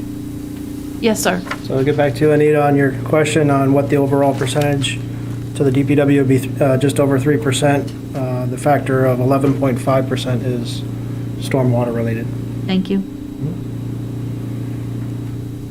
That's why we're so keen to have that presentation, because we're like, we know this is coming. Kevin? The camera just went completely out of focus, so I can't see you guys right now, but I'm sure you can hear me just fine. Much like Anita, I gravitated primarily to the Norfolk Public Schools upon the first read-through of the budget book. And I was able to connect with Ingrid, and she gave me a great rundown, like Anita went through, much more eloquently than I could, that highlighted a lot of tight expenses that I didn't really see the availability for additional trimming to be done with. She had mentioned, kind of the shift in out of district to KC and picking up 2 people for special education. She highlighted some in-district needs in regards to teachers, occupational therapists, time, and additional assistance. She identified some savings that were found versus outsourcing, and she identified some pretty critical needs as it pertains to mental health. like Anita was talking about, given the time that we're in right now and how we're trying to just generally recover as a society. So from my perspective, I agree with Anita. I didn't necessarily see anything that stuck out to me as a opportunity to be able to reduce that component of what we have right now. I do look forward to hearing more about the police, the fire, and DPW sections. But at this time, I don't necessarily have a composed outline of questions. I think I'd want to listen to more detail and then kind of pick those apart as we go. And I'm with Kevin on that. Like from my perspective, I'd like to just hear more information and then sort of tee up more people to ask the specific questions, along with you and Todd's assistance. So do you want them to come prepared at the meeting to make a presentation about their divisions? Or answer, I don't think that they need to make a formal presentation. I think we can ask, because I think that we're capable of drilling down to whatever the question is and have the bandwidth, or at least the background of our tenure here to recollect the conversations. Like Anita was saying, relative to Ingrid, I know for a fact that, or I believe, and every year I've seen it to be true, that if there's a way to save $1, she will do it, and you will get money back. It's money in the bank. If she says she needs to spend it, that the track record is there. And so those are the kinds of questions. Like, I don't need Ingrid to give me the full presentation. She may need to give, I know that she's scheduled for that because there's folks tuning in and they're going to want to understand it. That's a different situation. But from my perspective here, I think it's important for police to give their presentation. We can ask questions, people can watch and understand, and it's their first sort of view. They're going to be asking questions between now and the town meeting. I don't need everybody to give a presentation. I don't need DPW to give another presentation. I've seen a lot of presentations. I just maybe have some questions of different It'd be great if any of you have questions, you want to get them ahead to Amanda. I absolutely think that's that way right. They can come ready to. They know what ones they're. I'm absolutely happy to do that with all of them, because I've just sort of I have all, but we don't need to bog down tonight with it, because the particular people that I may want, or it may just be for you, but with them here too, so that we can answer those. So so that's it. I want to know, Chief, would you like to? Oh, well, all right then. Come on and join us at the mic. Passing the torch, huh?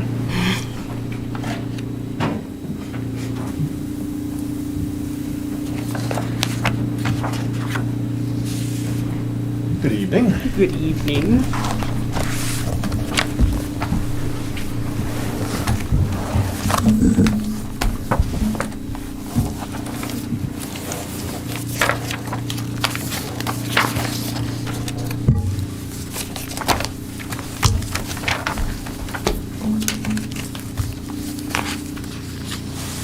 So is there any specific question you want us to? No, yours I do it didn't over? tab because I knew you were coming in and talking, so I was like, I didn't even bother circling anything. I gotta wait and hear what you have to say. This year, as Blythe has said, we're looking to go for an extra officer. Reason being for that is the police reform has significantly impacted us and put out a lot of mandates that were unfunded. And it's putting a strain on us with personnel, and we've come through a lot with our reserve officers. Unfortunately, with the recent retirements that we've had the last couple of years, we've had to take from that pool and bring them up, and our reserve officers have dropped down a lot. So these mandates came in, and they're required now to do 200 plus hours of training, and when they're done with that 200 plus hours, which include 80 hours online, defensive tactics, emergency vehicle operations, and when they're done with that, they have to now work 2,400 hours by 2027 to get certified. And and that time period sounds like a lot, but it's really turned off a few that we've had. So we're actually losing one in July, one reserve officer. We have 3 reserve officers right now that have been with us for a long time, but they're getting older and they're just not working the amount of hours that they normally do. So that's going to be a huge impact on us in trying to give the service to the town that they want and need. Another area that's hold on one second. Another area where we're seeing that is just the growth of the town. We've had some significant increases in some serious incidents, sexual assaults, domestic violence, and mental health, as you were mentioning. So, the schools I know have that issue, and we have those issues also. And we don't have the children with those issues. We have the parents, and we have everything from the parents to whoever's visiting them, to their animals, to everything. So we deal with just about everything there. So we're trying to put out a product and to properly cover the town. So with these mandates, we're also required now to spend more time on scene. So they want us to de-escalate everything and slow down the scene. So we're not using force that we may have used in the past. They want us to slow down, and that's taking more time for officers to be out on the road. So there's just a lot put on us that we're trying to manage, and we're doing that, but we feel that the need for the additional officer will significantly help us and backfill where those reserve officers aren't always available. Do you have anything else, Michelle? In addition to that, accreditation is something that we're strongly, making strides forward with. It's a lengthy process, it's a time-consuming process, and so kind of looking forward at talk about backfilling, we're going to have to backfill whoever's going to go into the role for accreditation. That is a 40-hour-a-week position solely for accreditation, so trying to backfill that and bring people up is also a need for the additional officer as well. So that additional officer is the significant impact, along with just the collective bargaining agreement that's going to be in place shortly.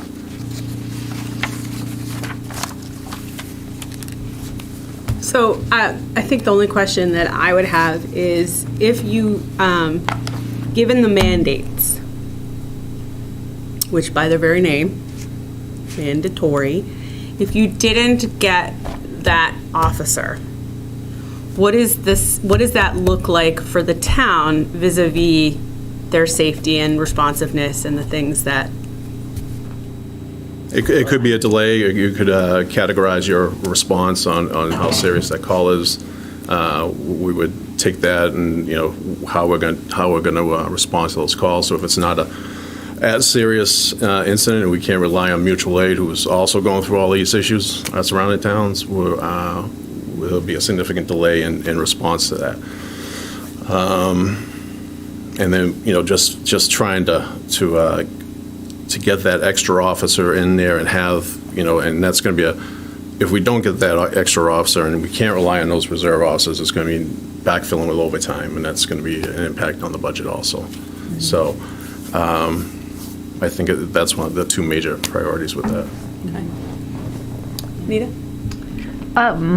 A question that sort of reflects my ignorance of how the police department is run. So to understand, there's regular full-time officers, yes, and then they do the shifts, the full-time shifts, and then the reserve officers are called, help me understand the difference between a regular officer and a reserve officer? So your full-time officer, your regular officer is trained through the full-time academy, and they really are the ones that are on the shift. And then the reserve officers are trained, they're not trained through the full-time academy, they're trained with the reserve intermittent academy. They don't quite get the level of training that the full-time officer does, but they do supplement. So if we're down an officer on a shift and it's contractual to fill it with a reserve officer, but we'll have plenty of, we have enough full-time officers to supplement. They're trained, they can do the job, but it's they just don't have the level of experience.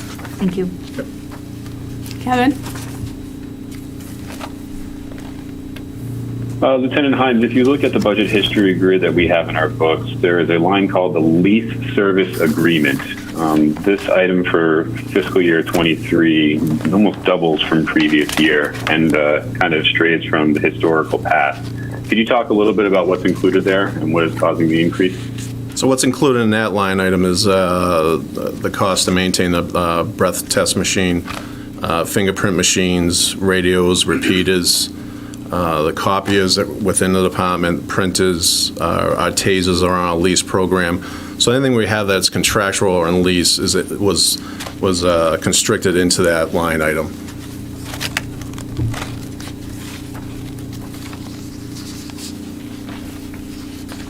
Got you. So the taser purchase that we approved during the last cycle is now going to be found in this line item moving forward, which will likely mean this 43 will be the number moving ahead. Is that correct? That's correct. Okay. Thank you. That was the only question that I had. Thank you. That's it. I got nothing. I have nothing more. Okay. Thank you very much. Nice to see you here. It's good seeing you too.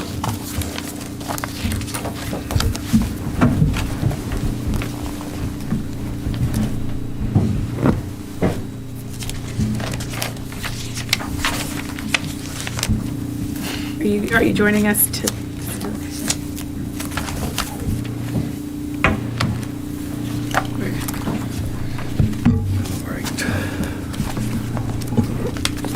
Good evening. Thank you for the opportunity just to come talk a little bit about our budget. The fire department had another good year. You know, obviously, the men and women of the department take pride in serving the community, take pride in being a part of the community and participating and engaging the community. You know, we had a fairly busy year. You know, our transport numbers are up this year, which there's a positive to that, which means there's a little bit more revenue going into the ambulance account.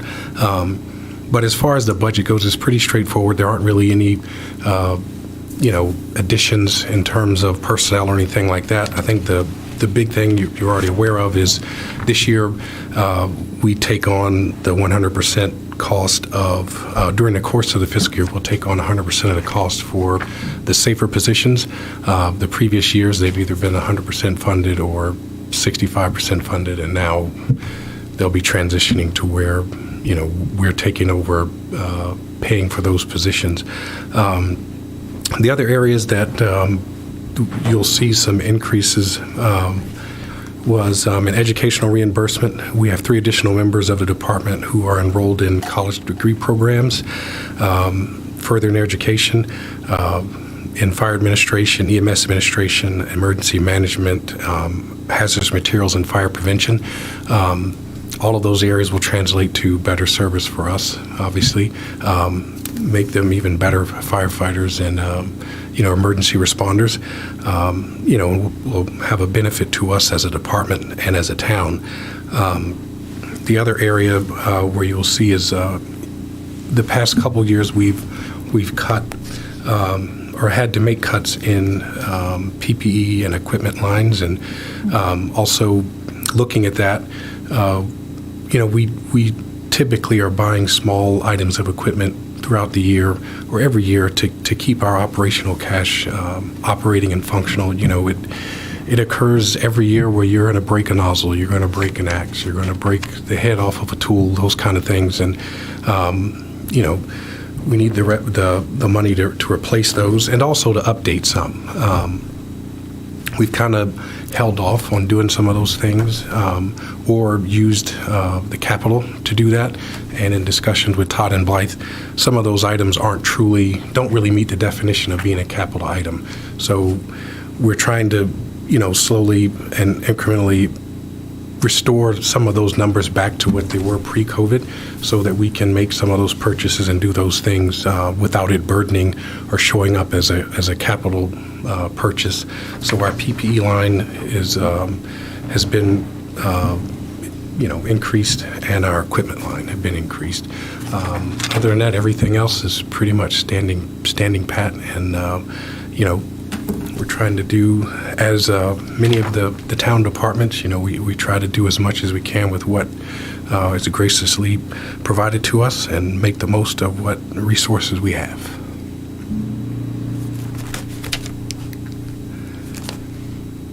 That's it. That's it. Okay. I have a question, Yes. always. So this one isn't necessarily, it dovetails with the budget, but isn't specifically about a line item in your budget. You heard me I'm sure, talking about the prison mitigation money. And again, just quickly hearkening back to when it got cut, my initial reaction at the time was that, well, then we shouldn't respond to the prisons. If you're not going to pay, we're not responding to the prisons. And I am keeping all of the expletives that I added into those sentences out because it's a family show. But there were many. And I was informed, no, you have to go to the prison. Okay, so here's my question to you, because I know that the prisons are, I understand that there's an aging population that's requiring, the addition of ALS and BLS, but that there's also the prisons. And my question is, if the town had an ambulance service, paid ambulance service, like the city of Boston, Brockton, Quincy, serious cities that take good care of their citizens, what would that do? Like, wouldn't they be the ones responsible for going to the prisons, such that in the event that, once again, we get dealt a bad hand vis-a-vis prison mitigation, et cetera, it's up to, we don't care. Because it's the ambulance company that's going to have to chase them for their fees, and they would have a contract in a different way that they could sue them for, which we can't probably. And so it's a twofold question. I guess that's it. That's my question. Okay.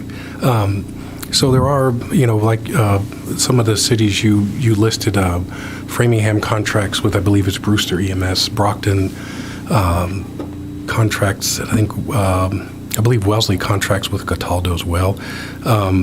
Some of those reflect well for those municipalities because of their size and run volume. For example, the ambulances in Framingham are going to run, each ambulance is going to run thousands of calls a year. Where we're still a small community, we don't have, for example, a large assisted living facility or anything like that that's going to generate, 5 or 6 runs a day. And those kind of things that privates look at as guaranteed payouts, tons of patient transfers, those are kind of things that you're going to get the closer you are to Boston, but also the larger your municipality is, and if you have a hospital in your community, for example.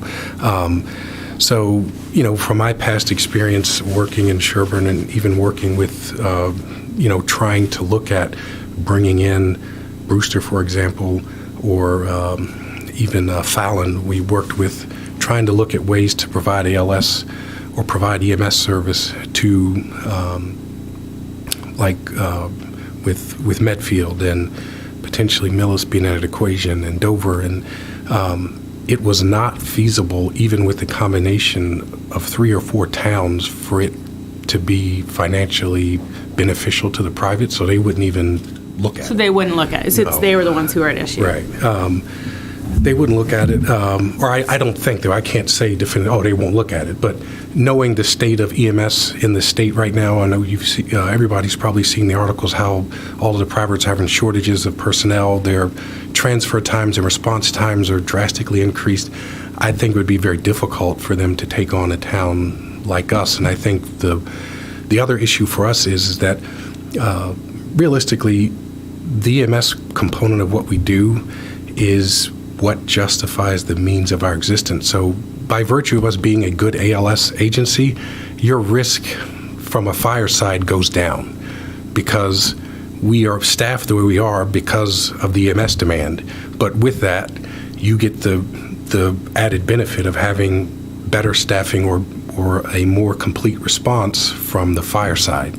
And I think that would be the part that would concern me, and is that would that change what the makeup of the service looks like to the citizen? Because if we had a private in here, they would only be doing EMS. They're not going to respond to fires with us. So what would that impact look like from a financial standpoint? Would we be able to staff 4 people still without the revenue that we're bringing in, because our people are both firefighters and EMS, so they're doing both, and we're able to staff both ambulances at a pretty high clip right now. I think we're above 90% where we're able to, we're not sending revenue to another town via mutual aid because we can't staff the second ambulance. Our recall system is working, and our people are still engaged in making that work.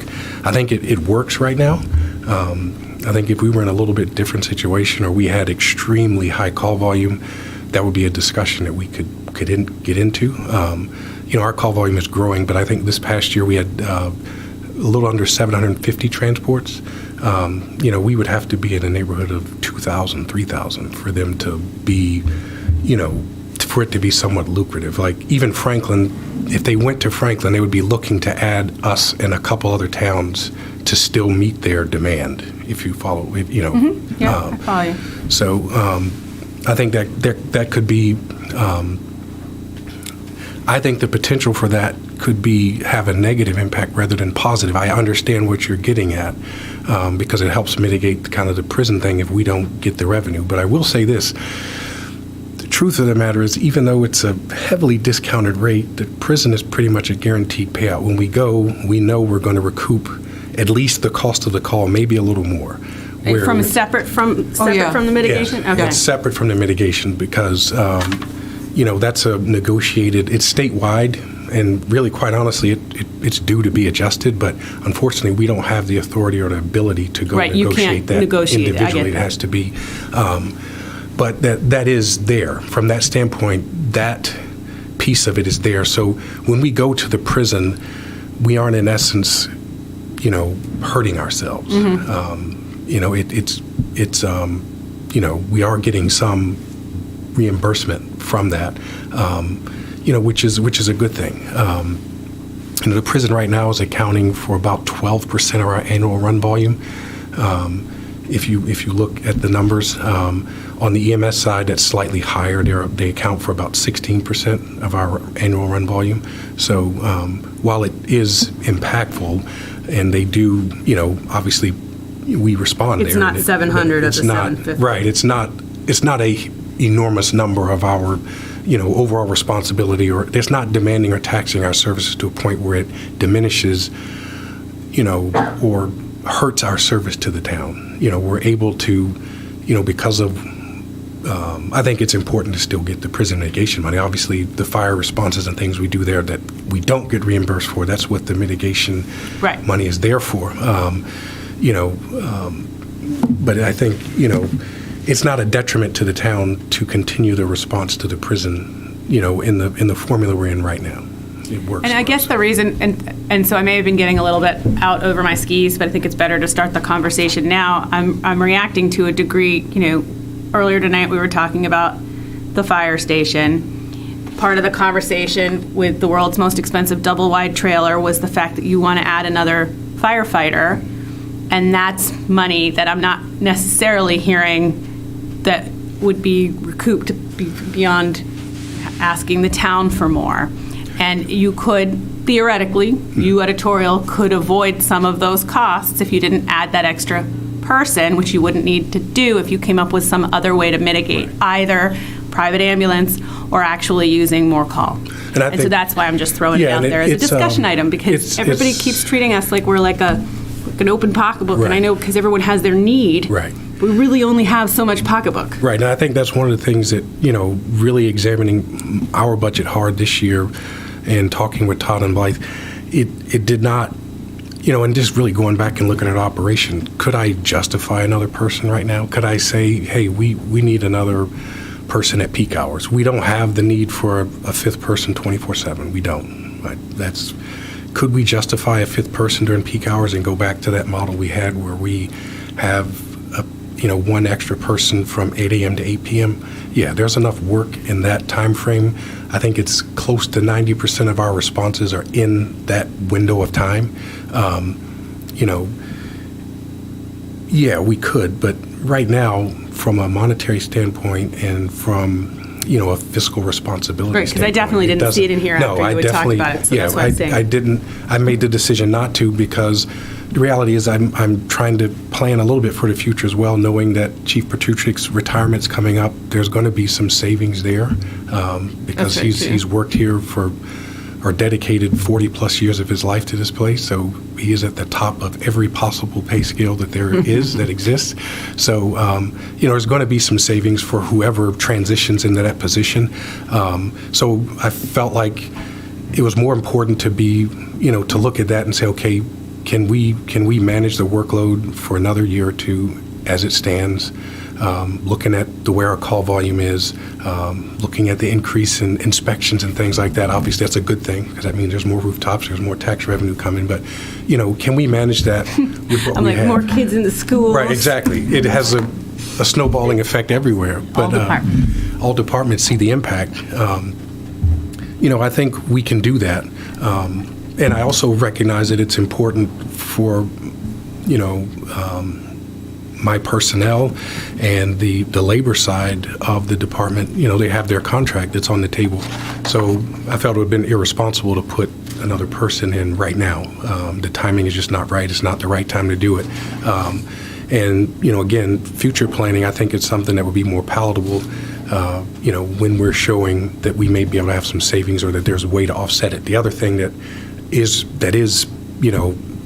happening is that our ambulance revenue is increasing with the adjustment of the rates, with the call volume going up. So there is the potential, in the coming years as that stabilizes, where we'll be able to offset the cost of another person to address exactly what I'm talking about. So I felt like timing-wise, it was best to wait. And that's what we decided to do. And that's why, I think these other things to stabilize are kind of important as well and a lot less impactful from a financial standpoint. And that's why, we made the decisions that we did with this budget. Can I add something to that? That was great. I just want to point out that there's two items of revenue in the budget from fire. One is prison mitigation. The other is $475,000 from the ambulance receipts that is coming from revenue because the monies we bring in pay for the replacement of each ambulance every 5 years and a contribution to the cost of the fire department overall to the general fund. And we upped it by $25,000 this year. 25? Yeah. Because they're doing better. They actually started bringing in Medicare funds that we'd never received before, just on extra effort to do that. The last thing I'd say is that last time I looked at privatizing ambulance, it was a couple of years ago. It was about $1 million a year to put a ambulance in a community. And, as Chief said, you've got to have the volume to cover it, or you're still going to write a check anyway and not receive any of the revenue. And you likely would only have in a community this size one ambulance. And when it leaves, they're going to send another one, but it's not sitting right here. Right, it's somewhere else. Yeah. So I just think that's important to understand. Thanks. And then to piggyback on that conversation, I have a elderly friend in town and has had both fire and police, and it's one of the really sweet things about Norfolk is the level of care that our citizens get from both departments. So I would be worried about privatizing because then you lose that personal piece that really does matter when people are in crisis. So I've seen excellence in both departments. So thank you. And I absolutely think it's wonderful. I know you do. I also think that I am unaware of a money tree. So we're just trying to look under every rock for every idea so that we can have fire stations and school buildings all at the same time. Absolutely. Absolutely. And level of care and hand-holding and all of the great stuff. But that's why, spitballing. Yep, it's good to. So I've monopolized. Do you have any other questions, comments, or? I do not. Kevin? I'm just playing fiscal responsibility bingo with analogies from CC tonight. So far, I have money tree and open pocketbook. I need one more to make bingo, CC. Also under the rock. Did you not have that one? Looking under a rock. Bingo. Thank you. Yep. I'm sure you make bingo cards. I was really going to only talk about. Sorry, go ahead, CC. No, I was just talking about bingo cards, Kevin. Very important things I was talking about. Sorry. Chief, the only thing I was going to talk about was going to be your FTEs. When we got that $240,000 grant back in 2019, I think it sounded like a fantastic idea to be able to get us to a point where we needed to be in terms of staffing. But now as we get further down the road and we understand more about what the requirement is and what the appropriate number of people is, you talked a little bit about, the potential for us, maybe being able to justify another body. But I did just want you to talk briefly about, where we are right now at 18 and how long do you see us being able to sustain that? as being the appropriate number of people for the department? Yeah, I think right now, obviously, we're at a, if you look at NFPA, right, and what the NFPA 1720 and 1710 standards, which is the response guidelines that they put out, 4 people for a company is kind of the gold standard. So we're there. We're at 4 people per company, and then the other factors that are brought in is your response times and, call volume, things of that nature. I think our call volume right now and our response times, obviously, we're doing a very good job with that. Our average response time for all calls is 5 minutes and 51 seconds. That's also including, secondary responses, things like that, where we do have some numbers that are skewed a little bit because we have to wait for recall people to get to the station and then get to the call, or we're relying on mutual aid. But we are far better than what the national average is, which is good, and that's usually a benchmark I look to. And for our, the 4 people is important. I think when we start talking about increasing in call volume or increasing in overall activity is where that extra person is justifiable or comes into play. You look at the different metrics that the ICMA or the counties use for, staffing within the fire department, that number's between 1.2 and 1.3 per 1,000 kind of thing. So we're right on that kind of line, with our current population. So population's a driving factor, obviously, and then the demand for service is a driving factor. And, we continue to kind of hold steady with the number of concurrent calls and things of that nature. And as long as we don't see a spike or a dramatic increase, because we're going to increase or decrease, actually this year, I think because of COVID, our overall emergency response volume is down a little bit. But with that, our inspections and fire prevention activities increased because we were out on the road doing more inspections and things of that nature. So they kind of balanced themselves out. But I think when we start getting into that, 3,000 plus total responses is where, that's going to put a heavy burden on or heavy workload burden on the current staffing. There are some creative things that I am investigating with, how we use the personnel, how we use the positions. Again, with Deputy Chief Petruchik, retirement coming, there's things that, that the department will be due for kind of a restructure and a re-layout of how we deliver services. So, we're going to turn over a lot of stones and try to find the most creative and fiscally responsible way to provide the level of service that we have here in town. Perfect. Thank you. I have nothing further. So bring on the questions in the next week or two and Yep. help us prepare for next. I'll get those. We'll to come this. with ideas of how to take care of. If you've got some ideas you want us to float, please send those along. So what happens, and this is sort of harkens back to a small degree, not that I am asking by any stretch of the imagination to recreate what we did that first year. But what happens if we're looking at everybody's budget and we think it's just too much and everyone needs to take a little bit of a haircut, like 2-3%, whatever it is that we remember when we said we want to see what happens if it's completely level. And I'm not specifically talking about schools because I do think that they're sort of accepted, but like in terms of when you say if you take out, because I'm certainly mindful that so many of the departments, what we're seeing in terms of increases are things that have to be because of the new contracts that have been put into place, because of the ending up taking over for SAFER, because of a need for another officer, because of mandates. If you take out the mandates, there's still some, I'm trying to think of a way of saying it without it triggering Kevin's bingo. Controllable expenses. But, and I am incapable, I am paralyzed without the ability to engage in hyperbole and euphemisms. But there's still room for tightening of the belts. What happens? So with respect to that, last year I would probably agree with you 100%. This year, knowing that the cost of inflation's at a 10% and climbing, and there's no stop in sight, I'd have to argue that if we curtail expenses at this point, not knowing where we're going to be in a year from now, because that's when we have to actually make payments, it might be that much harder.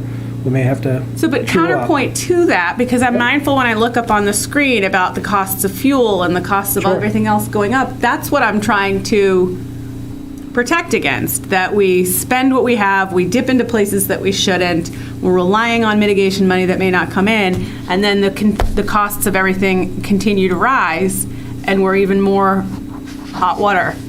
There you go, Kevin. Write that one down. So,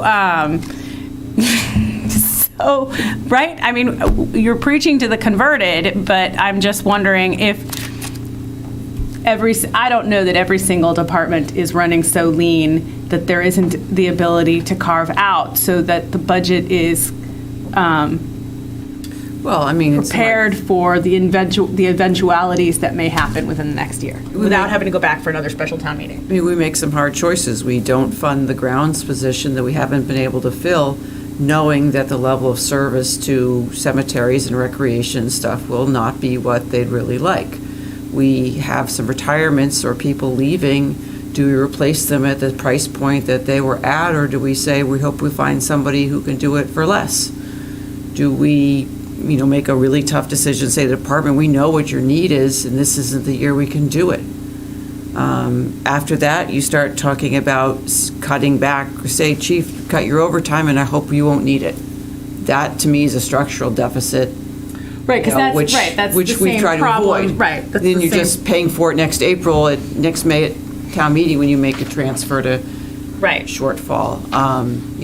Legal fees. We just talked tonight about how we're going to need to spend some money in mediation. We got the legal budget, but we just may put it back later. Right. So I think it's hard choices because on the town side, there's costs going up, but there's not necessarily, the only thing new is that one position, which I think is valuable. So it's making choices about reducing things in other places. I mean, we'll sort of cross the bridge, in the next few. God, I can't do it without euphemisms. It's just absolutely impossible. It's a problem. I'm sorry, Todd, you probably wanted to answer that, so. Oh, it's spot on. I mean, but the reality is, and it's interesting because I do think that people think that things are great, and to a degree that they are, but I really also think that we are confronted with the potential that things may be less great in the not so distant future, and to continue to spend as though there's no end in sight of good income streams that will continue for all times. It's really hard to do it without euphemisms, but it's a little disappointing to think, on the town side, I don't think we spend just to spend. No, but we haven't had to, because every year when we've thought, we haven't had to really tighten it down. We haven't had a year, at least since you've been here, that's been like when, in 2009, when Lehman Brothers crapped the bed and everybody was scrambling, or there's been years where all of a sudden it's been borderline catastrophic. And so I'm not saying that we treat it as it's borderline catastrophic. I just think that folks should be mindful that it isn't always continuing at a steady incline. Yeah. Along those lines, municipalities tend to follow the markets about a year later. Mm-hmm. So, your instance, the 2009 crash, that year we had a budget increase of 4.15 from the previous year. The following year in 2010, we only increased the budget by 0.95. So again, that falls in line with what was going on at the time.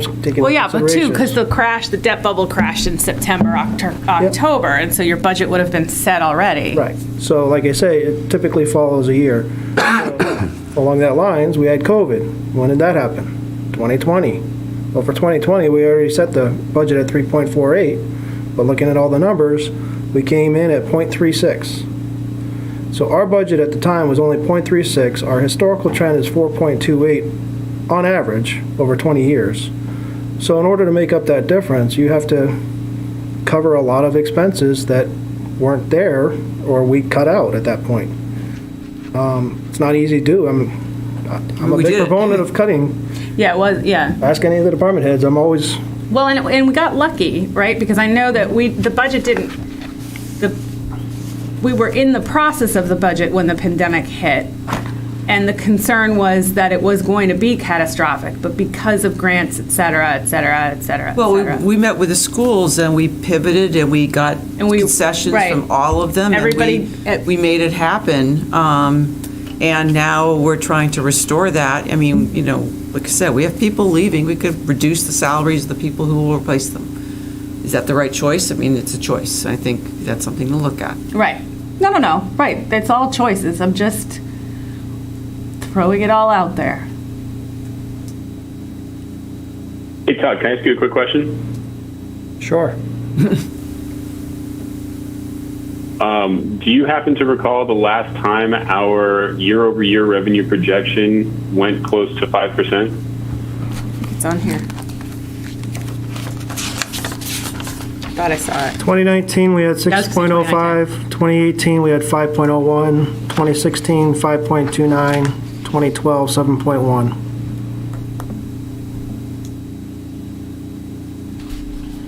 Todd and I spent a lot of time talking about those local receipts and should we, inch them up here or there, and we try to be careful not to, because if if we're able to be conservative about those generate free cash at the end of the year if they come in higher, which allows us to do other things or allows us to spend a little more when you want to make up a deficit, that you have right now. And so that's really important to us to make sure we're careful.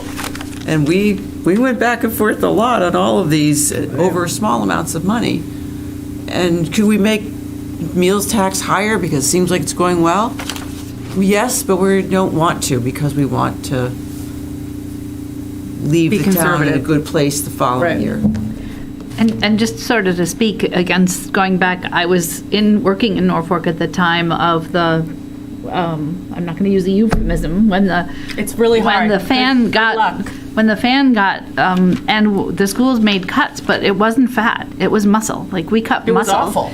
We cut muscle out of there. We're still recovering from those cuts, and those cuts affect what you're able to deliver for kids and for families. So I think the idea is, well, look at in lean times we had such a low budget. We should do that all the time. I think that wasn't just like, oh, look, they found fat. We cut people. Like we cut. It was, and they're still not all the way back to where they were. But to be clear, I'm not saying, oh, we cut things like that back in 2011 and so we should do it like that. I'm saying that was catastrophic and I'd like to avoid it by not spending with Overspending. impunity Absolutely. in the good years. I'm not saying that it wasn't a problem. It very much was.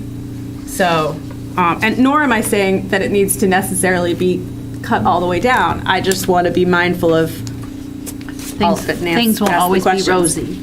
That's correct.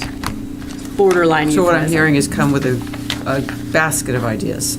Yeah, or just some answers, because if somebody says, like these fine folks did, yeah, you could say, well, do you really need it? But yeah, we kind of do. Okay, all right, fine, I get it. Move on. Like, we don't need to have any more of a conversation about that. I just think things need vetting. Really hard to talk without the colorful language. I blame Kevin. So that's it for me. Anything more for you? Kevin? No, all good, thank you. All right. Thank you very much. I guess that Thanks, moves us Chiefs. on Thank to you. 11. Thank you.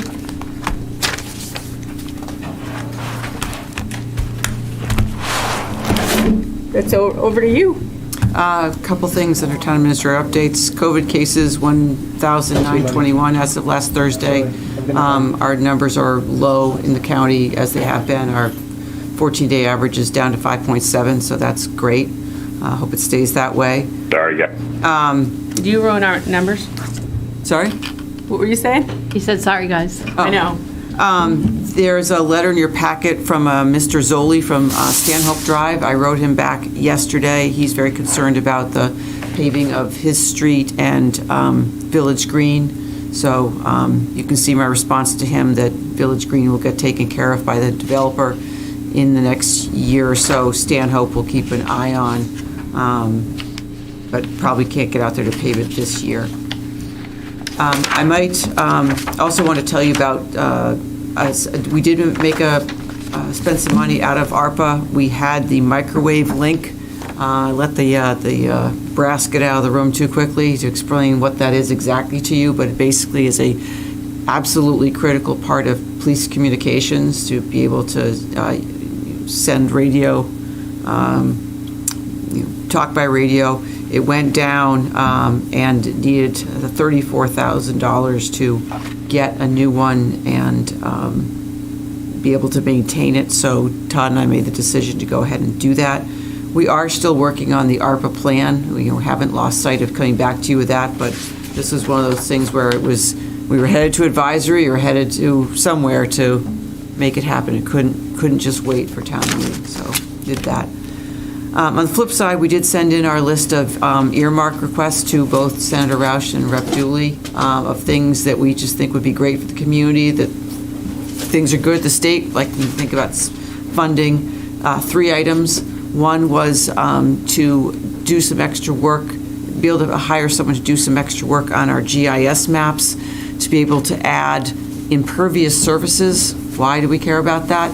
Because as you see the stormwater costs go up, town may want to think about a stormwater utility at some point and charging people their share of all the costs based on how much driveway and roof and tennis court or whatever they have.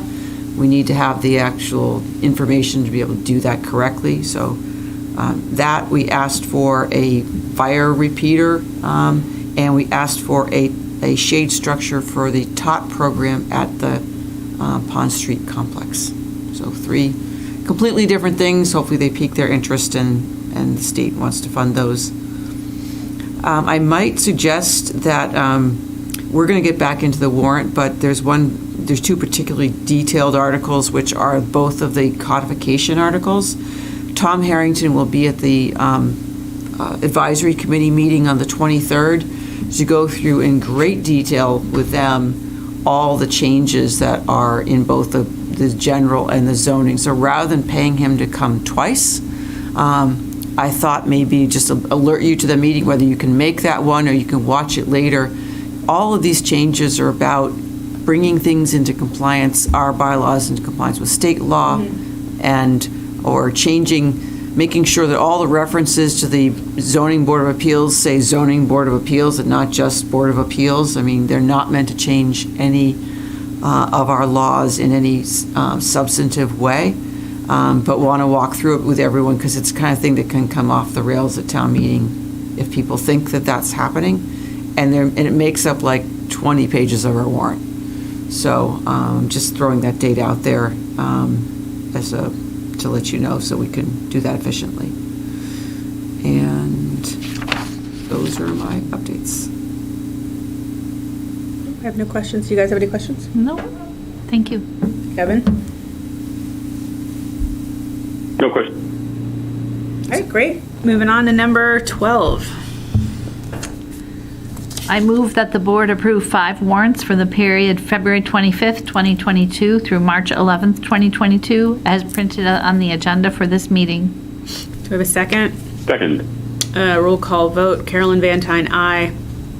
Anita Mecklenburg, aye. Kevin Calcutt, aye.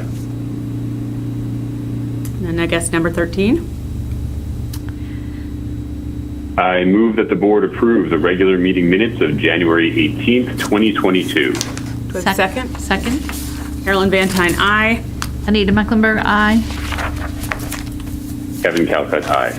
Do I have a motion to adjourn? Take it away, Kevin. I move to adjourn. Do we have a second? Carolyn Van Tine, aye. Anita Mecklenburg, aye.